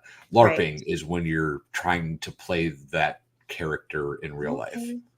So what? So do D&D people or people that play tabletop games, they don't ever dress up while they're doing occasionally you'll get occasionally because that depends greatly on. I would dress up every week. Like I feel like it depends on your group. I'm gonna come as a dark elf the next time we have a Lego stream. Aaron David. That sounds racist. I don't know if that's a good idea. That'd be such a weird thing to get cancelled for. Like finally, that's what hits you. You know, so there's a TV show called Community. I know Community very well. So Community is on Netflix. They banned the D&D episode because Chang shows up as a dark elf with blackface. That's interesting. I didn't know that's not available on Netflix. So there's like a whole generation of people that are watching the show that don't even know the D&D episode exists. There was other things. There was other really silly cancellations, right? When in that same realm, like orcs. They said the orcs were somehow supposed to be representative of African Americans, so they had to change the name of like the orcs or whatever in Magic: The Gathering, I think it was, and Lord of the Rings, right? Like they got into a bunch of heat about it. There's a type of horse, I can't remember the name of it, but apparently the type of horse is a derogatory term for people in Romania. So they're trying to like change the type of horse too. There's a bunch of weird stuff like that. So Ghost says Valhalla is a LARPer too, and I'm not sure where she got that from, but unless she's thinking of his actual real job, his MOS was like not a LARPer that was legit. Not sure. Yeah, I don't think it's LARPing if real bullets are flying. Yeah, I'm pretty sure if you get shot at, it's a job. Beckett, you ever serve in the military? No, nothing like that. I did cadets as a teen because I had to. Oh, what do you mean? What do you mean you have to? What is that? Explain, please. So military drill in school. Like yeah, ROTC, like ROTC. Yes, exactly. Yeah, so I was like, you get a choice of what you go into. So like, I joined the RAF section of that. So like, they taught me to like fly a single power engine plane, and you go and like you do like shooting, and you know, trained with rifles and stuff like that. So there's kind of this myth that that Britain doesn't have guns. That's not really true. We do. It's just much more controlled. I learned that from David's wife about Sweden in the boat video. David said something about Sweden not having guns, and she goes, "No, you're wrong." David's wife is a Swedish national, and she goes, "No, you're wrong. We have guns." We just call her damn dirty Swede. That's all. Yeah, I always thought that about Great Britain too until there's a huge military presence all over, like in London, and I was like, why are all the guns? Like, what's going on? I thought there was just no guns here. And I forget, like, you have a lot of terrorists that come that gun crime is very, very low in the UK. But you can still get stabbing. Like knife crime's still pretty high, though it is falling year on year. But you have an exceptionally high glassing rate. Listen, if you're out drinking and you know somebody's in a pub and they're being difficult, sometimes you reach for the nearest thing, which happens to be the massive amount of glassware that we have. What? I don't know about this. Glassing, cutting somebody with a piece of glass. Like my people do. Ideally, you break a bottle and you break a bottle at a bar and you. So the first bar like supervisor job I ever had, because I was a cocktail bartender for a decent period of time. The way I got that job was I was drinking in a nightclub with some friends. I knew the managers because we were all industry, and one of the barmaids got bottled. Someone just threw a bottle, cracked, smashed. And as they were carrying her out, this was a really rough nightclub. She said, "I'm never coming back." And one of the managers went, "All right, Beckett, do you want a job as a supervisor?" Oh my god! That's me just absolutely wrecked. I was like, "Yeah, sure, whatever." Yeah, we'll give it a try. Yeah, sure. I love that. Yeah, it's fine. But yeah, like it was an interesting time. But yeah, you get things like knife crime and stuff. But generally speaking, the UK, like most of the West, is pretty safe. Generally speaking, I felt very safe there. I love it. Yeah. I also felt my very wife safe just sent me a video. She's out in the middle of Lake Huron right now. That's what she's looking at. Oh, how like pretty! Nothing. Oh, lovely. Sailing out in the middle of nowhere. Is she by herself? No, she's there's 10 of them on the boat. They're racing. They're actually supposed to be like working and keeping up speed. I don't know what they're doing right now, what their speed is. It's not safe to sail, but I mean people don't. Okay, when I was a kid, when I used to sail, the boys always I never did it by myself, but the boys always did those. What's it called? The hobos or hoba? What's it called? The single Hobie Cat. They did that alone all the time. I personally never tried it, but I would feel like if I was like on a 30-something foot sailing yacht, I'm not going by myself. I feel like that's not safe. Is that true? No, I mean it's always safer to have somebody with you in any given situation. But I also feel like the water is especially dangerous. They're doing 4.2 knots right now. That's pretty fast. Yeah, it's not bad. So I used to row as a kid. That was like my major thing. Are you fancy, Beckett? He told us he went to boarding school. Wait, what? I didn't hear that posh part. Yeah, I got sent to boarding school at the age of 7. Jung picked up on that. She was chatting about it the whole time. I'm so jealous. How did I miss that? That's my dream life. Oh, it was awful. Boarding school's great if you fit in. I'm not really the conformist type. Okay. So, but yeah, like the education was fantastic. I can't complain. And my parents wanted the best for me. All that stuff. It worked out well in the end. But, So you are posh. Your parents do have a lot of money. Oh god, my parents are retired and things, and my mum's passed away. But yeah, the way my family works is really simple. Like people in my family do well, but you don't really get helped in my family. You get, hey, you will give you the setup so you can be like a functioning member of society, and then that's kind of up to you then. So like when I was like younger, when I was a bartender and stuff, no one was like, oh yeah, we'll pay your rent. It was like you're paying for your own shit and getting yourself together, and then like you can then when you're more functional, then you're part of the family. It's quite, and you like if you want to have like an opinion in a family like mine, if you're like a family gathering, it's very much sort of you have to be doing something where it's like, oh well, that opinion's valid or matters, basically. And if you don't, then you don't. It's one of those. Opinions always matter. My family turns to me for my opinions, which is kind of scary. I think you have a sound mind, and I think people care about your opinions. Jung, I'm going to pull this up just to show how much you don't pay attention to my streams. Look I posted a video, and you didn't watch it. I didn't either. Jung, we're fired. Look at that. See, there's a video posted, Jung, and you didn't see it. Scott wants to know, Beckett, can you have private handgun ownership in the UK? Sort of. You have to be attached. You have to have a reason. The way gun ownership works is essentially you go like, I need to own a gun, whatever that is, and then you go to a local police station. You fill out loads of licensing, and then it's up to the police whether you get one. Shotgun ownership is fairly common in rural areas. Rifle ownership or handgun ownership, you need to belong to a club, like a gun range, and it's usually for competitive reasons.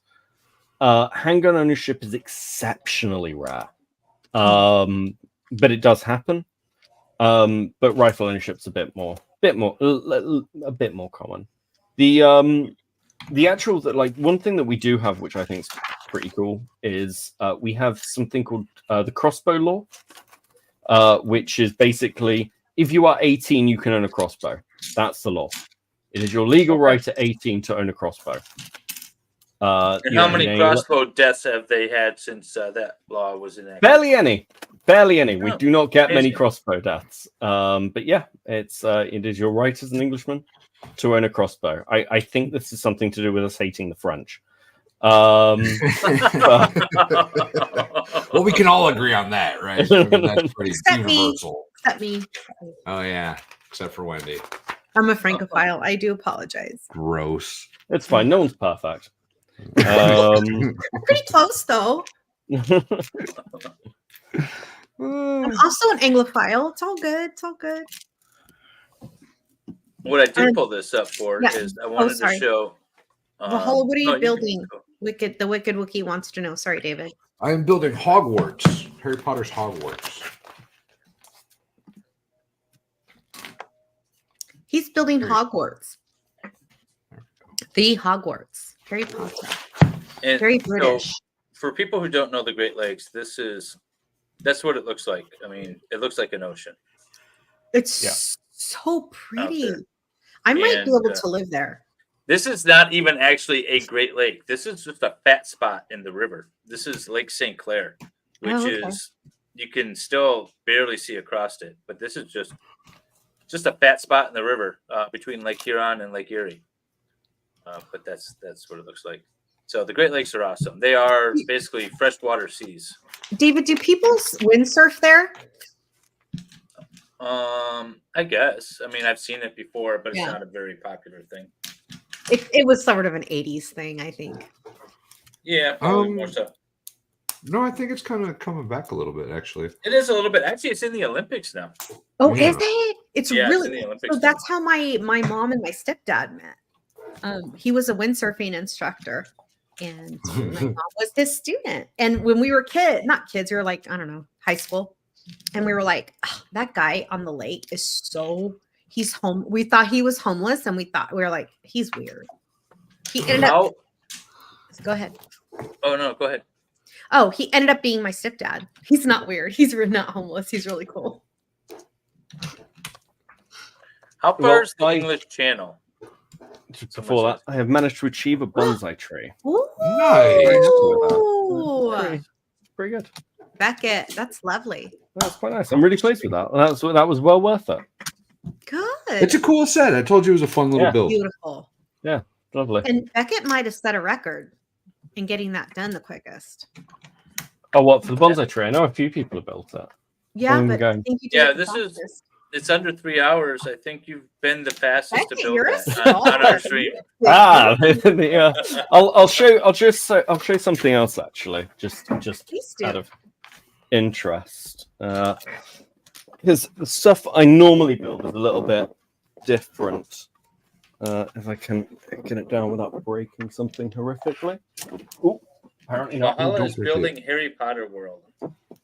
He's building the Universal Studios theme park, right? Is that what it is?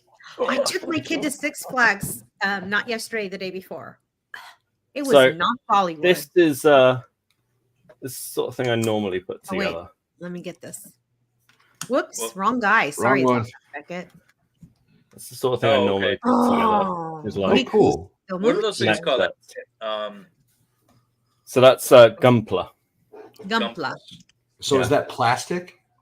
Yeah, they're like snap together kits. Oh, it's gorgeous. So yeah, they're pretty good. Are they pre-painted?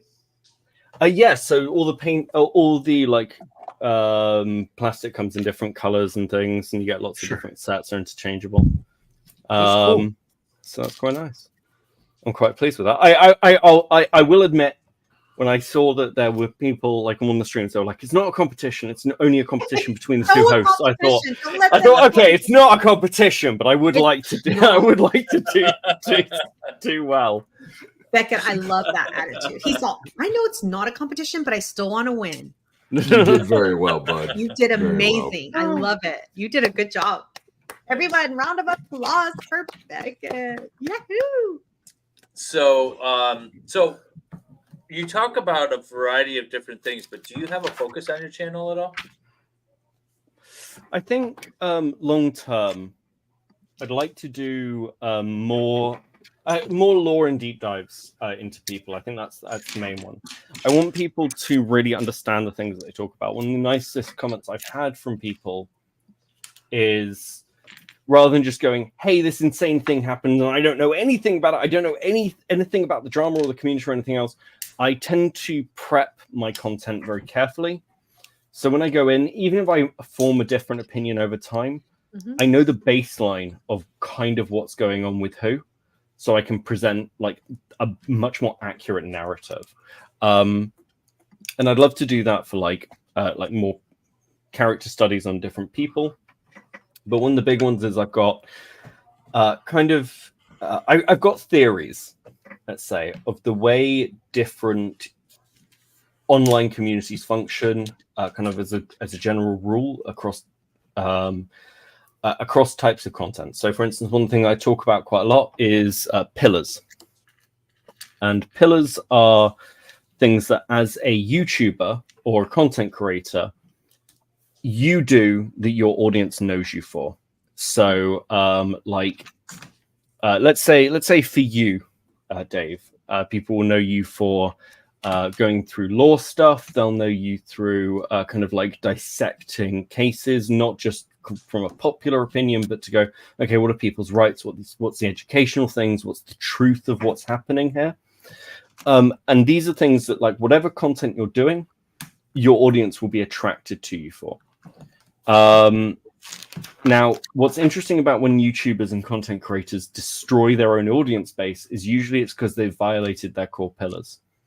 So it's things that, like, it alienates even their closest fans because it feels like they're suddenly watching a different person.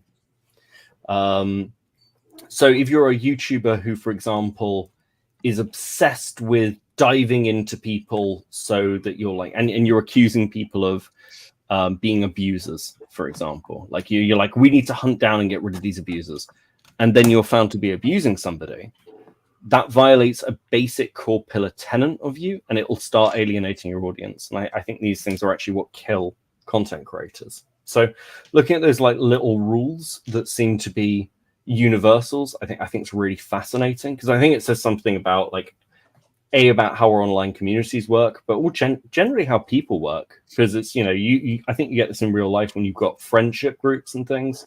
If you've got a friend, you can keep forgiving that friend if they're like unreliable, or if they're, you know, flaky. If they're known to be unreliable and constantly late, you're like, okay. Yeah, you're like, yeah, it's just like whatever. But if there's someone who's like really honest, and then one day you like catch them lying to you, and you're like, oh, that's such a difference to me. I'm not sure how I feel about that anymore. That's the sort of thing that breaks them. That checks out. Yes, he's done some streams on Ricada. That's actually how I found him. And the most recent, he did one on his new podcast. Yeah, we did like By a the sort way, of like conversation about Nick. Yeah, And I'm going to post that again there's right a now. there's a second channel linked in my description. I'm doing it right. I'm going to repost that, Dave, for people. Yeah. There you go. So yeah, because that's an interesting one. Is it not in my description? It is, babe. I just wanted to repost it so people can see. I might have. I think I might have just. Yes, straight. David did go on his channel, and it was. You posted really it in the private chat, Wendy. I know. I copied it and pasted it and I see what you mean. Sorry, David. Something that came up during the Nick stuff that was interesting. I think I mentioned this before, but just talking about something completely different. So I think they're a great example of this. Is Jack Murphy, who was basically, he was on Tim Pool a lot. He ran something called the liminal order. Yeah, he was like a big red pillar, like traditional masculine values kind of thing. He had that stupid dye job in his beard. Yeah, look fucking ridiculous. He looked like a reverse let your beard go gray, dude. It was bad. Tacky. But then he goes on a stream with Sydney Watson, and they're reading out questions, and she asks him, one of the super chats is, hey, can you answer what the cucks thing is? And he starts freaking out. Because it turns out this guy who's doing all this heartfelt. He's doing all this I'm manly and traditional Christian conservative values, is pimping out his partner and making a load of pornography. And it's like that sort of thing is like, no matter how much somebody is a fan of you, it's gonna be really hard to retain that, because it breaks their image of you. Yeah, no, that I like that approach, because it's a fundamental human thing as well. I have this there's a term that I learned years ago called projection, and funnily enough, I use it a lot when in family law cases, when someone is accusing the other of like, you're cheating on me, it's usually because if the person is really not cheating on them, that they're cheating, or they're thinking about it, or they want to, or they got someone in their mind, or they're having these thoughts. Project and identify. They're projecting it onto onto their partner or their friend or whatever, when in reality they're doing it. Yeah, absolutely. And so you can come down, you can project like that, but you can also do like the opposite, of where you can come down a hard stance against something, trying to mask the fact that you're actually doing it. Yeah. If I don't know, I don't really drink that much, but if I came out as a, when I'm not on stream, I'm an alcoholic kind of thing, Yeah. But I mean, this is the most that I drink. I've had easy, buddy. I think I got that locked down for the both of us. All right, just calm down. You're my favorite drinker. There may or may not be an intervention for Valhalla here pretty soon. There will not be. As long as there's super chats, I'll be there. We don't promote quitting on this stream. No losers, no quitters. God, that'd be so funny though. AA is for quitters. Listen, I say this about smoking. Nobody likes a quitter. That's right. Exactly. I used to say that all the time, and now I do the vape thing. Also, if which is healthier. Valhalla, they got to come through me, and it's not going to be pretty. According to the Brits, anyways, it's healthier for you. Always. Yeah, no, I don't know. I think small little pleasures and stuff, and I like. Oh God, who wants to live until they're 100 and Not me. be stuck in a old person? But I home? always said, I was like, it takes 10 years off your life, but it's like, yeah, but that's the end of your life, and those years are shit anyways. Like, if I want an extra 10 years, I want it between like 50 and 60, not between 90 and 100. Stupid. Look, if I'm still, look, this is my rule. If I'm still doing the deed at 100, cool, let me live. But if I'm over, like, that's, to me, that's my litmus test for like enjoying life. So like, if that's not functioning. If you can still hop on that pogo stick. That's your matrix. That's right. It seems like a solid matrix. Spit on that thing. Okay, the Hawk Chewy girl. Do you know about the Hawk Chewy girl? Oh God, this fucking thing. Yes, I fucking love it so much. Oh God, we need to stop making random people famous. And you should get like a reality TV show or something. I disagree. I disagree wholeheartedly. Give that woman everything. I'll be right back. All right. Yeah, Old Lane Red says at least Ball doesn't have a drink and then call the court like David. So Beckett, one time we were on stream, we were on a live. This was like during a court case, and I forgot which court. It might have been the Leticia Stout court case, which is like a child murder lady. David called the court and wanted an update, and he called on the live stream, and he was white girl wasted. It was hilarious. He was a little bit tipsy. He had to have been there. It was funny, especially David's not like a big drinker, so it was really funny. No, David gets shitty off of like 3 beers. Yeah. He's such a lightweight. It's amazing. Yeah. I'm still recovering because while I was down doing work, I was obviously out with colleagues and things, and I was definitely white girl wasted. Nice. It's just, but as you should be, sir. Yeah, well, I've got this thing of being. I was a cocktail bartender for a long time, so I have a. Oh, that's right. I'm partial to quite a few cocktails. Well, I like to test out your things. Experience. Yeah, absolutely. Yeah. I definitely can't drink like I used to. Well, none of us can, right? Yeah, no, it hits you. It's like I've hit the point where it's like, oh, okay, so this is going to be a 3-day hangover. Then that's great. I'll lie here. Well, you're fairly young still, right? Like, how old are you? 30. So you can't be that. Okay. Yeah. I just had my 40th birthday last week. You sure did. I sure did. You make 40 look good though. I try. Mm-hmm. You do. You look good. It's mostly sleep until noon and drink until 2. Hey. That's mostly what it is. You know what? You paid your dues. You do what you want, babe. So Beckett, all the ladies have a little crush. I must tell you. I don't know how much of the chat you've seen, but they're all like, "Oh, we like our Beckett. We're gonna go sub to Beckett. We're gonna." Well, I'm happy to entertain. Good. Happy to have you. You've been a lovely guest, and we really appreciate you. Thank you. It's been fun to be here. I mean, like it's nice to have chilled out things. I try and do streams that are funny. As I say, it's not as intellectual as some stuff. It's, I don't talk a lot of politics and things, generally speaking. It's, it's very much just laughing at people and the stuff that's going on. We love that. But I think that's a good way to view things. Of not just, I don't know. There's this thing about like absurdism. Like life can be really depressing. And a lot of people want you to be depressed because then you're easier to control and you feel defeated. And I just think, fuck that. Like, laugh at stuff, especially the people who don't want you to laugh at them. Absurdism. Wonderful. It's wonderful. I'm going to start using that word. Almost like having a baby. Almost like having a baby Nubian goat say "Haktua," spit on that thing, like that kind of absurdism. Yeah. So I like whole the trolls. Like the farmer, trolls right? want you to get mad at them, and I love the trolls. I find them so hysterical and laugh at most of them, or actually all of them.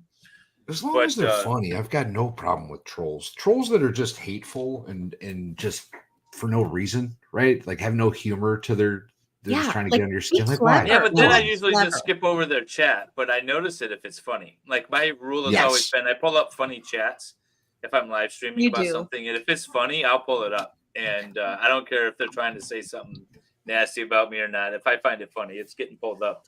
My favorites are always the one who managed to get like me to engage. Like I've got quite good at not getting one guide. but occasionally somebody will turn up and they'll just be like, "Hey, there's this thing," and it's just like repeated, or there's like little things, and I'm just like, God, that's so fucking annoying. And then I'll engage, and I'm like, I actually really respect that. There's something. It's difficult to do. So well done. I'm impressed. Thank you. Well played, sir. So another Yes, example someone is talking about you, Zach. Yeah, we're always talking about you. Another example. Oh, hi, Zach. Yes, we are. Someone who I love that doesn't take themselves too seriously, but who's super intelligent and witty and charming and fun to watch as a content creator is Nicholas Starro.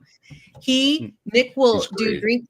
He also does a lot of charity. Like he will do like drinking streams. Like he will put himself in the grave. Like he's just drinking Tabasco and vodka, whatever. He does these wheel of regrets. He makes up for being Swedish by doing that good stuff. He's pretty awesome. What I was going to say is drunk Nick will buy sober Nick presents. So I live. Okay. Oh yeah. It's awesome. Beckett, I think you would appreciate it. So he will like 6 weeks later, like when it's not even Amazon because he lives in Sweden. It's like Alibaba or some website. Oh, he'll yeah. buy like banana suits and he'll wear it on his stream like 6 weeks later and be like, "This is what drunk Nick bought sober Nick." Well, I've got one to friend who occasionally sends me, like very, very old friend, but he'll occasionally send me packages to open on stream. And some of these have been fantastic. I've got one that I think Dave will really like, but I'll show you the other one first. So I got sent a combat shovel. Yeah, I got sent a combat shovel. Outstanding. Because I said I was going to do a bunker arc. And they were like, "Well, if you're doing a bunker arc, you need a combat shovel. That makes perfect sense." Brilliant. But the one I think Dave will like. Give me a second. One of those in my car I carry at all times because you never know when the world's going to end and you got to dig a bunker. I've got it's always a little preparedness stuff. Okay, so I got sent this. I don't know if you know what this is, David. No, I can't see it.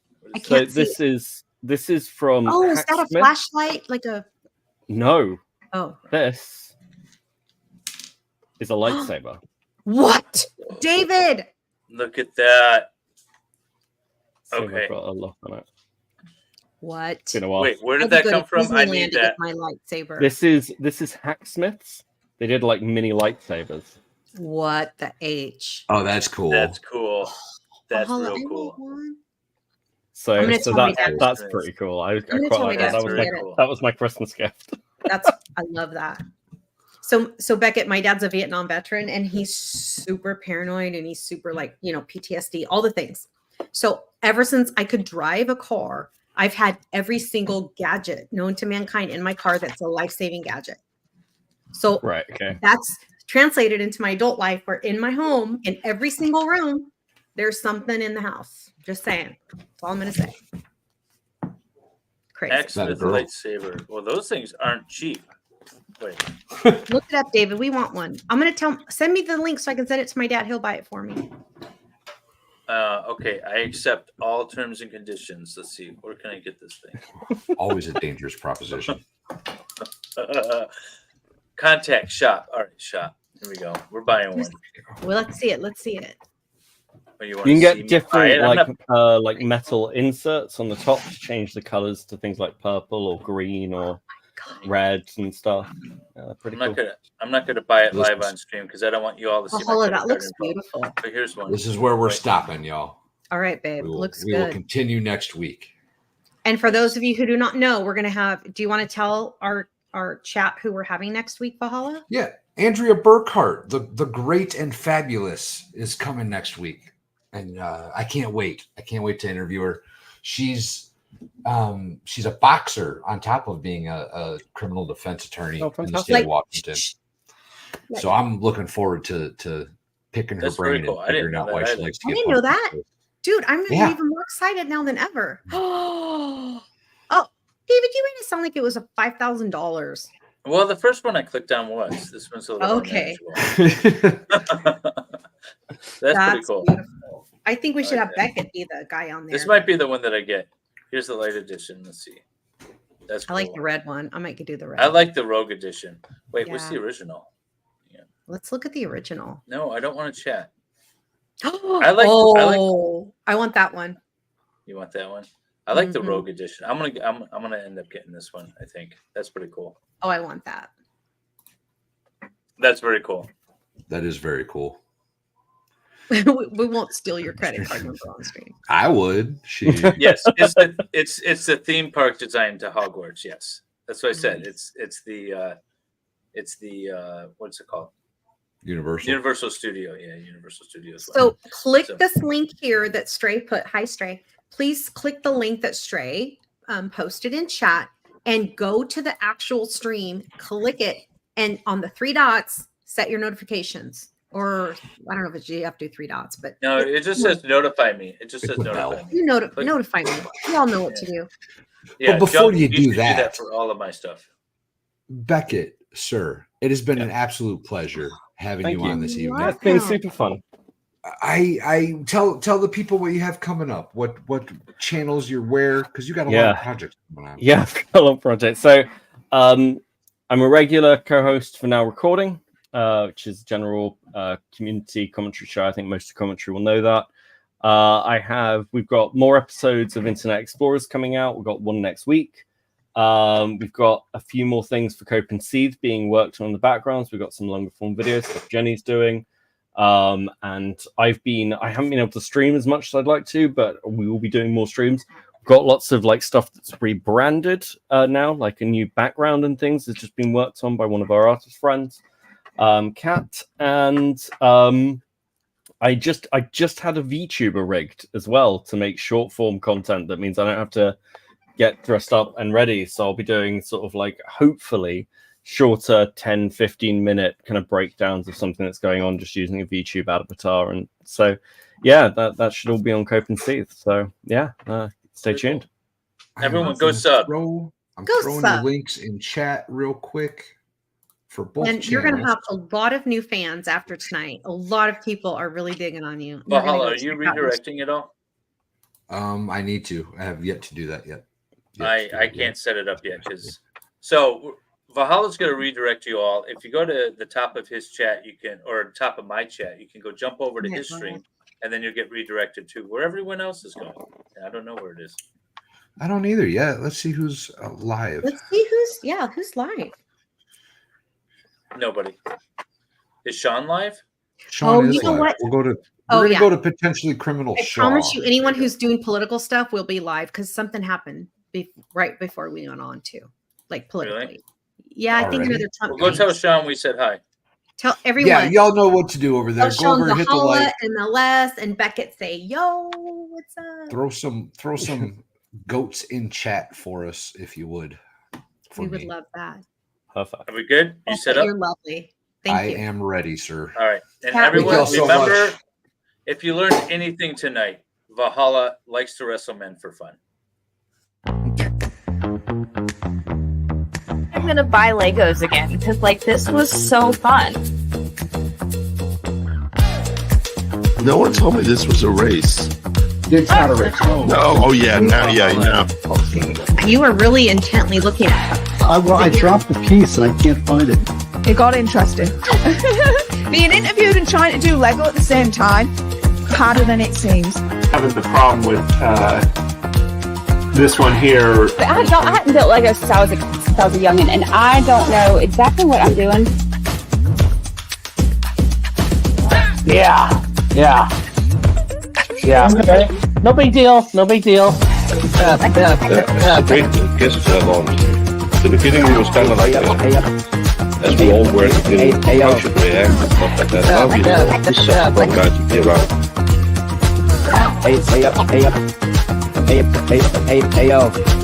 I'm actually enjoying a little bit of wine while we do this because it felt inappropriate to not have libations.